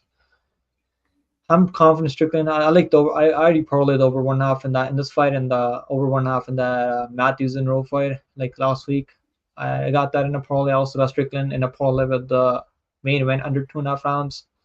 I think it goes. I think it goes over, and I think Strickland wins. I give people like a playable prop of Strickland because the money line is kind of like 2-1.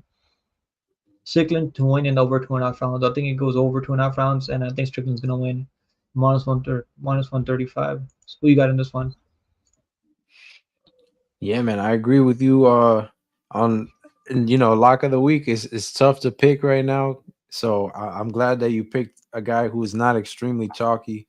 So Sean Strickland, I agree with your whole breakdown, man.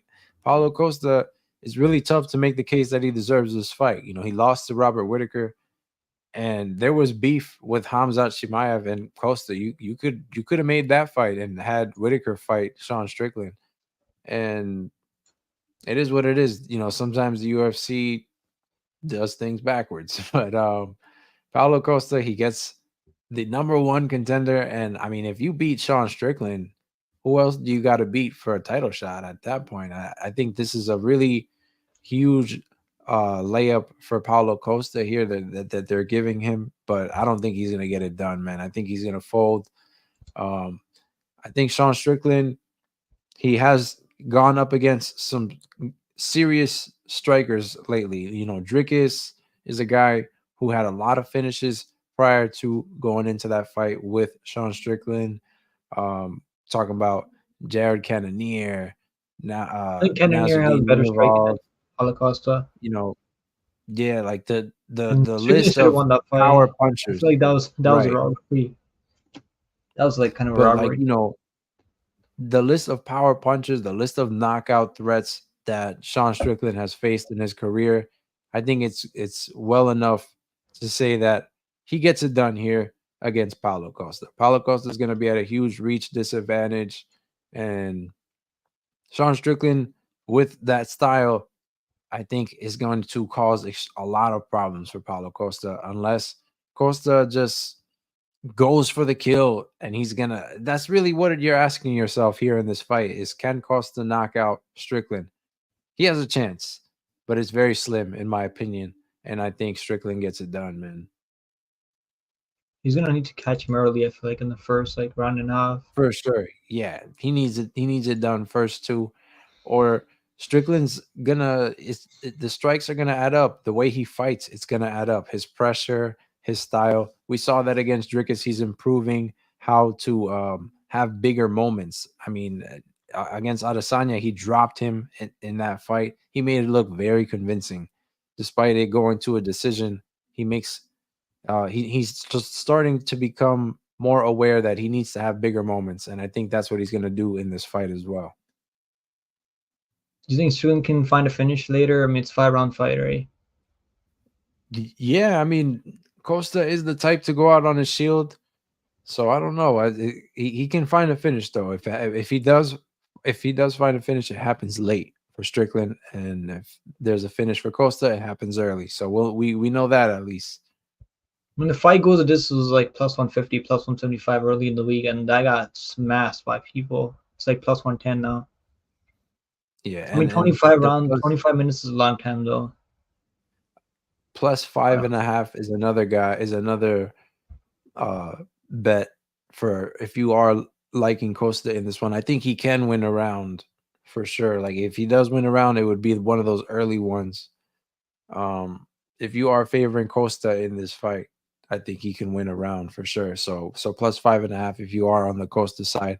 But I am leaning Strickland here, and I think lock of the week is a good pick for your boy Pick'em. Shout out to Pick'em for let's that go, lock of the man. week. I was gonna go with the underdog pick, Cesar Almeida, but I was like, I don't know. He's not even the underdog anymore. It's like I'm not gonna pick him as a favorite with only 5 fights in Yeah, UFC as a lock. tough. So yeah, I missed. We only missed one lock of the week in the last six. I think it was Nicolau, who's got no chin. Hopefully, like Strickland. I don't think Strickland is chinny though. I don't think Strickland is chinny. I know he's got knocked No. out by Gillespie, right, with the hook kick.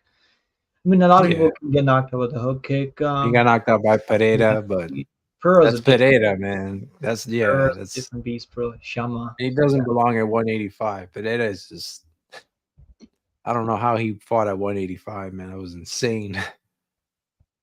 I mean, he's cutting a ton of weight. I think he was cutting like 40 pounds to make 185. He looks a lot Insane. better at 205. I'm glad Pearl's fighting at 205, and now he's not. Like, hope he never fights at 185. Even though he could be double champion, like together, I feel like he could defend at 185 and 205 at the same time. I feel like he beats these guys like Duplessis beats he already beats Strickland. I mean, like he could be double champion right now if he wants again, right? Like I think he beats Duplessis Yeah. easy. You think Duplessis can take him down? Man, I think Duplessis, yeah, man. I think he's gonna be getting only better with the fights that he's getting into. Drickus, I'm not ready to call it quits on Drickus's run just yet. I think he beats Adesanya in Australia or wherever, and then gets it done again if he fights Strickland. Honestly, man. I would pick Per on that one. I wouldn't even think twice about it. I mean, I Oh, if he picked fought Per. Pereira, I picked Duplessis over Strickland. That was a really I thought you close were fight. talking about Strickland. Uh, No, Pereira I was versus talking Drickus. about Dracus versus Per. Yeah. Oh nah, yeah, I gotta pick Pereira in that for sure. Yeah, that's different. And Clifton, my best bet is fight goes a distance in this fight for sure. Yeah, it's not a bad bet. It's a good best bet. Bob said to pick him, add some heat to that Strickland lock, bro. What heat do you want me to add? This isn't. I mean, this is like plus 150. I think that's what I was thinking about. But 5 rounds is a long time, bro. You might break Paulo Costa with the pressure, but Strickland's not really like known for the power. Unless Costa quits, I mean, that's the only way I've seen finishing Paulo Costa. Costa just quits like Abus. Abus is a fucking can though. Like I'm still pissed off that Abus couldn't finish Worley, bro. Like that was so frustrating. Like how That do you was not tough finish to watch. Worley? He just wrestled Worley for 3 rounds. That was tough to watch. Yeah, It was pretty boring too. just like Yeah, this we're main gonna go. event's about to be Yeah, for all it's you gonna be fun. Dustin Poirier fans. You watched the I press feel conference, bad, bro. man. The press conference was crazy, right? They were going back and forth in the press conference. Yeah, I mean, not a guy you want to make upset. I think honestly, man, Let's you talk don't want to about. give Islam more motivation. He called him mother effer, right? Mother effer. Yeah, And you can't call these Dagestani mother effer because they don't understand the slang, right? Like over there it means literally like your mother effer. Like you call these guys mother effers. yeah, and he's too cultured. He's too religious. Not a Dustin guy. was he was apologizing later. Right? He was like, "Oh my bad, bro." I don't know if he Yeah, said that, but I think it was like, nah. He said I respect you or some shit like that. yeah. So who you taking this one? You can start the breakdown if you want. Dude, number one, pound for pound, hasn't lost a fight since 2015. 4 finishes in his last 5. He subs Dan Hooker in the first. He subs Charles Oliveira, the guy with the most submission wins in the UFC. Charles Oliveira subs him in the second. Head kick finish Volkanovski. in the first round. I think we're seeing this guy right now, like at his prime, and I'm not questioning it. It's not more about Dustin Poirier. It's just more about Islam Makhachev. I think we are seeing him at his prime. It's tough to pick against him in any fight that he's in right now. When you look at these guys that are behind him, and Islam Makhachev is going to be the pick for me. It's going to be tough to dethrone him. Dustin Poirier. I mean, everyone that these two have fought when it comes to matchups, similar matchups, Dustin's had a hard time, real hard time. And, Mostly wrestlers, guys that can take him down and control. yeah. And it's because, like you said, they're wrestlers. They can mix it up on him. Dustin Poirier has not done well with that. He got taken down 7 times against Khabib. He got taken down by Chandler. He got taken down by Benoit Saint Denis. Man, credit to him getting it done in that one for sure. But it was not looking good for him in that first. And if What he do you think about has the a staff direction? Staff direction. Islam as yeah, staff, right? yeah, if he has a similar fight like that though, if he comes out in that first round the way he fought Benoit Saint Denis, we could see Islam Makhachev get it done in round 1 here. And I think that's actually a really good bet if you are targeting this main event because I mean the line is gone for Islam Makhachev, but Islam, I think round 1 is like plus 275 or something like that. And then I wrote down here Islam round 2. I know for certain it's plus 350 last time I checked. And round 3, which is the round where Oliveira got Dustin Poirier out of there, um, plus 650 for Islam Makhachev on round 3. So I think if you are targeting the main event, if you're trying to bet it, I would go with the round props. They got some good odds on the round props for the number 1 pound for pound right now. And I think he stays number 1 pound for pound. I think he stays lightweight champion this weekend. Yeah, I don't think anyone's beating Islam anytime soon. Poirier, I mean, it's Exactly. a fighter. So I mean, if you can catch him with something, if he's Makhachev doesn't, he's got some of the best timing on his takedown. So it's not even like Poirier can time a right overhand right when he's shooting a takedown. It's not like Makchow's shooting desperate takedowns. He'll strike with you, he'll make you think he's gonna strike with you for a bit, then he'll shoot a takedown.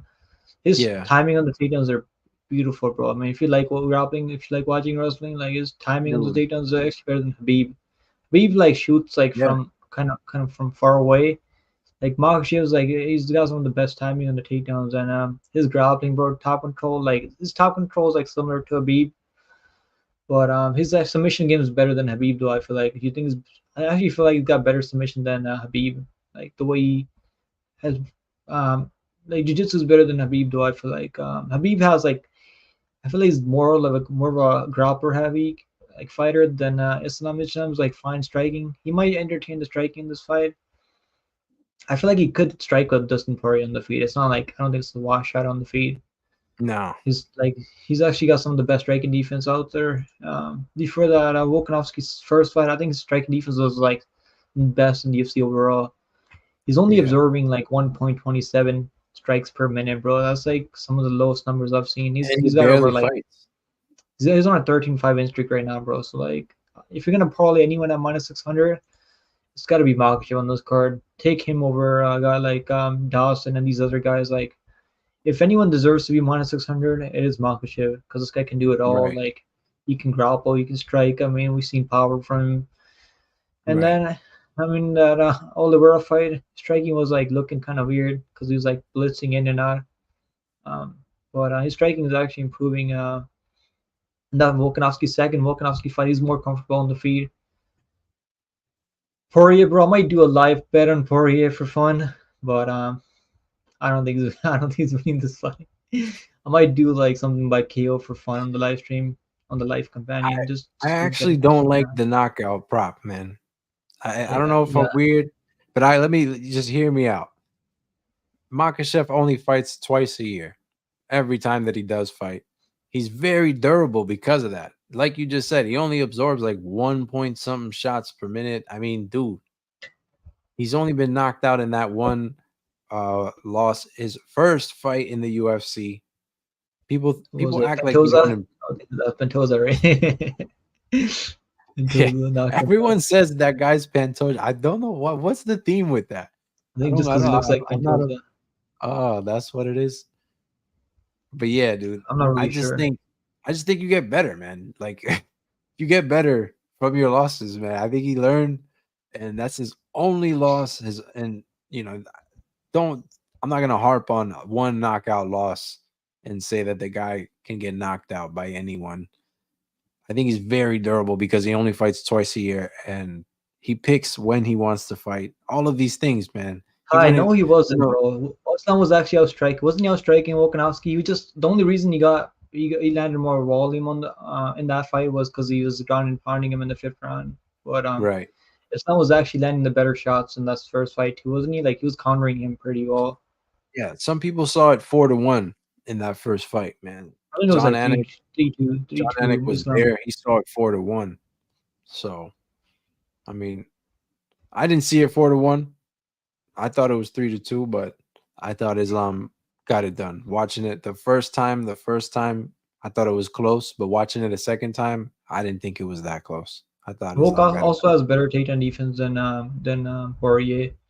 Like also Poirier gives up his back way too easy, bro. Like this guy just every time he's getting up to his feet, he'll give up his back. You want to give up your back to someone like Makhachev. Pop said, okay, Yeah. enough fight talk. Let's talk cake. I mean, we'll talk about cake tomorrow. I don't think Volkanovski outstruck him. I mean, on the stats, I mean, sure he did, but if you're watching the fight without looking at stats, I mean, I think Islam was actually landing the better shots on the feet. He was actually like hurting him on the feet.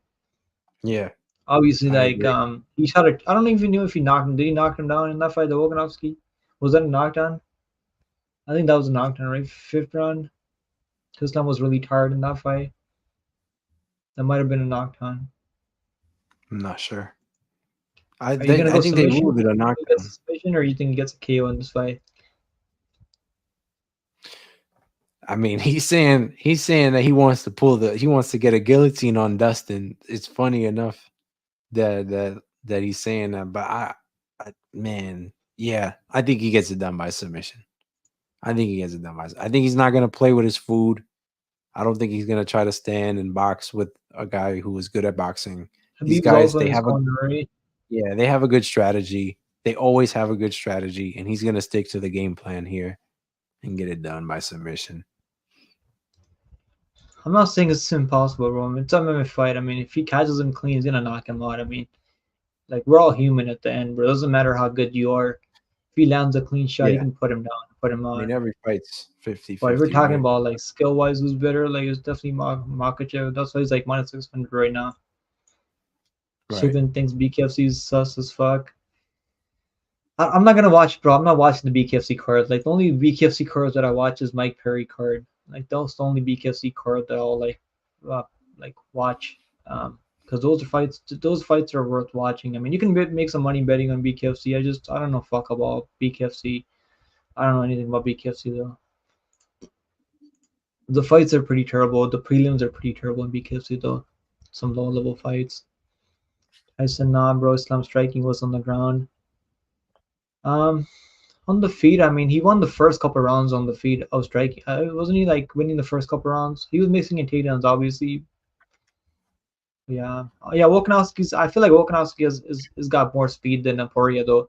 Obviously, doesn't have the power, Yeah. doesn't have the range, distance management that Volkanovski has. I mean, Poirier is like a more of a brawler. He likes fighting in the pocket. He's like really good in the pocket. So if Makhachev starts slinging in the pocket with him, he might get caught. You never know. But I think yeah, Makhachev's not losing this fight though, bro. If Makhachev loses this fight, I'm I don't even have that much money on Makhachev. I don't, like only got I got the under 2.5 rounds, under 3.5 rounds, and parlays under 4.5 rounds. I think we're gonna see a finish here. You think this is gonna go past the first rounds? Yeah. I mean, it could for sure. These two, I mean, they're very proven guys. So I think for Makhachev sure, probably gonna finish in the first rounds.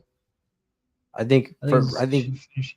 the round props are good bets, man. In these in this main event, for sure. The way, I mean, Poirier's, the way he's been fighting out there, the way Makachev's been fighting out there, I think they're gonna go for it, man. This is the main man. I mean, this is a big card. Yeah, I think Poirier's gonna go for it. If he can't get an early knockout, I think Makachev's probably gonna submit him in the late second on. I'm gonna say like a late second on submission. yeah. And All right, guys. Yeah, go I ahead. think Poirier needs to land something to earn Islam's respect as well. He's gonna try to land something early. He's gonna try to be aggressive. I think And Islam's I gonna don't know. strike with him for a couple minutes and shoot a takedown offer. That's the Yeah, way. That's the way Makach is gonna. I feel he's like that's gonna what he's have gonna Khabib do. screaming. Yeah, Habib's gonna be in his corner. Yeah, he's not losing with Habib in his corner. He did lose that second fight, his first fight against Pantoja already. I think Habib was so Yeah, pissed off. I don't know if you've seen his reaction. yeah. Bro, if he loses with Habib in his corner, bro, like I think that legacy is Oh, gonna that'd be be fucking crazy. tarnished forever. That'd be crazy though. We all want to see shit like that happen, right? Like I want to see Everybody something wants like that Poirier happen. to win this weekend, man. I mean, I'm I'm rooting okay for with him. Islam winning. I mean, we're all rooting for Poirier, but probably not that likely.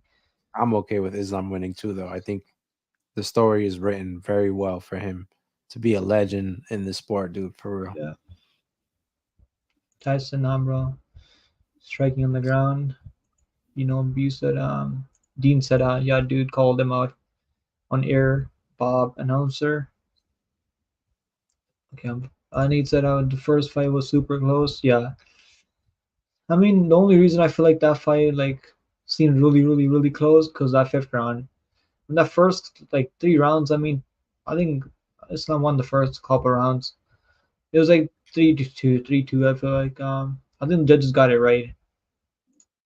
But Hmm. the reason it seemed like close was because like Volkanovski he kept getting back up. I mean, Islam couldn't really control him on the ground, right?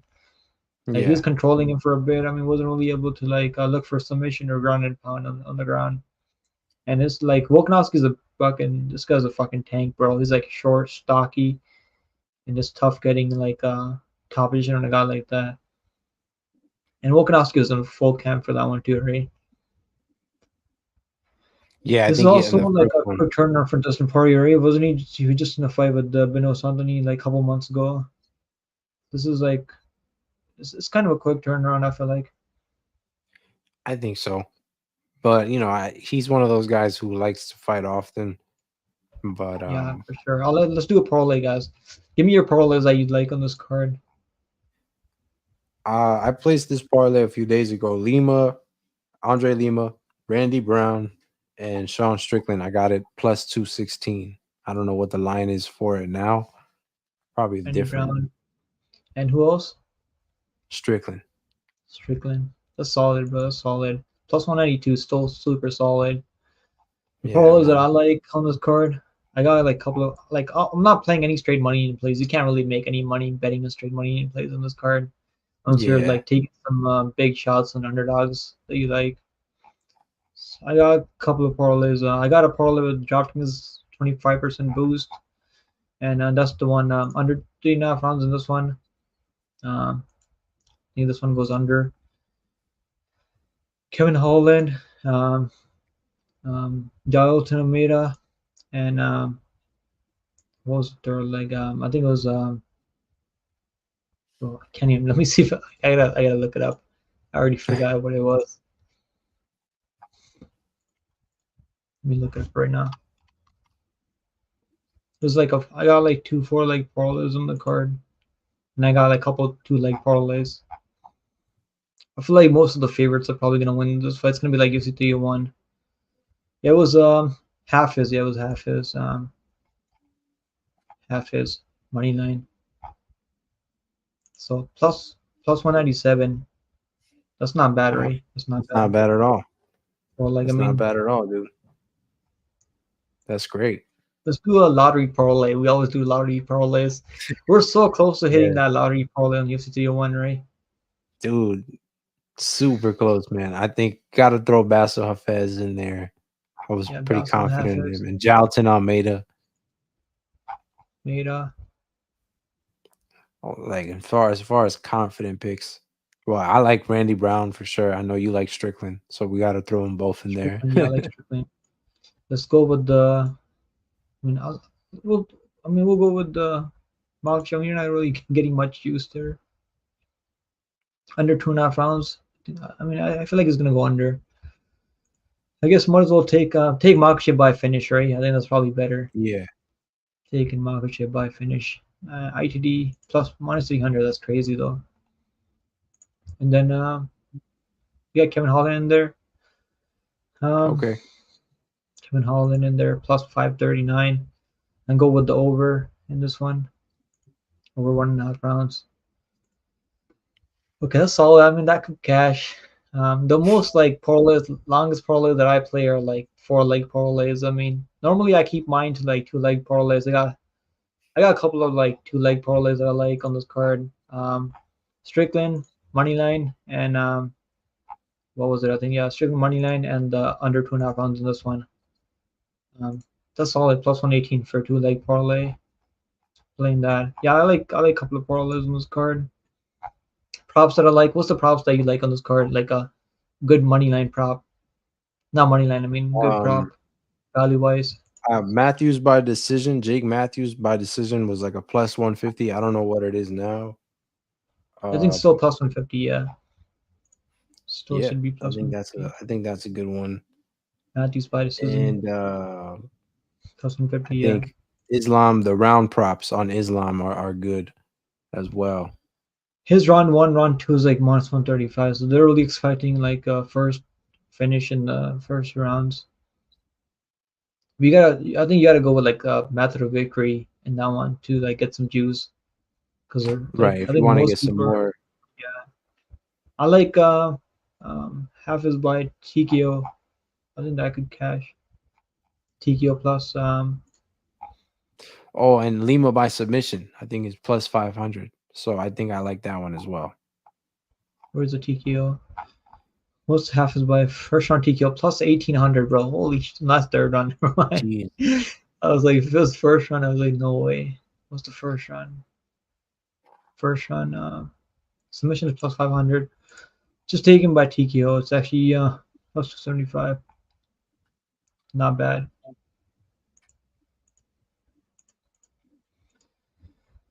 All right. So you like Lima by submission? Yeah. Lima by submission. So what's the submission? Is it plus 500? When I saw it. It should be even more, right? Because he's never had a win by submission before. Lima by I don't think submission. so. You never know. He might get his first submission because Raposo's has pretty terrible submission defense. Lima by submission. I can't find it. I can't find it on here. Where is it? There it Oh, is. sorry. Plus 700. Not bad. That's actually really good. Oh, it moved even more. Yeah, it's actually really solid. All right, guys. Guys, go check out our fight round. Make sure you guys go sub to the channel, man. We did a 2-hour show. A little bit longer than 2 hours, but let's go, guys. Appreciate you guys tuning in. Still, there are full court breakdowns. I mean, all bets and parlays and stuff that we all like. Yeah, man. Let's go, man. Let's Thanks. go. Thanks, Pick'em, for having me. Yo, shout out to the chat. Shout out to the new subs, man. Let's go, guys. Shout out to Pick'em. Sub to Pick'em's channel, man. He's gonna and tune into his fight companion tomorrow. I know you're gonna be live tomorrow as Hopefully, well. we get a lot of finishes. I don't want to be on there for like fucking 7 hours. Yeah, man. Hopefully, man. All right. All right, guys. Make sure you go sub to the channel. Get him to 300 now. We can get him to like over close to 300 almost. How long till the fight start? It's gonna be starting tomorrow, bro. 6 p.m. Eastern time. So like less than 24 hours now. Like 20 hours. I mean, less than 20 hours now. Nice. Yeah, I appreciate you guys. I appreciate you guys, man. Let's go. We're gonna end the stream now. Take it easy, guys. Take it easy now. Peace out. Hope you guys have a good night. Sleep tight, man. We got a big night tomorrow.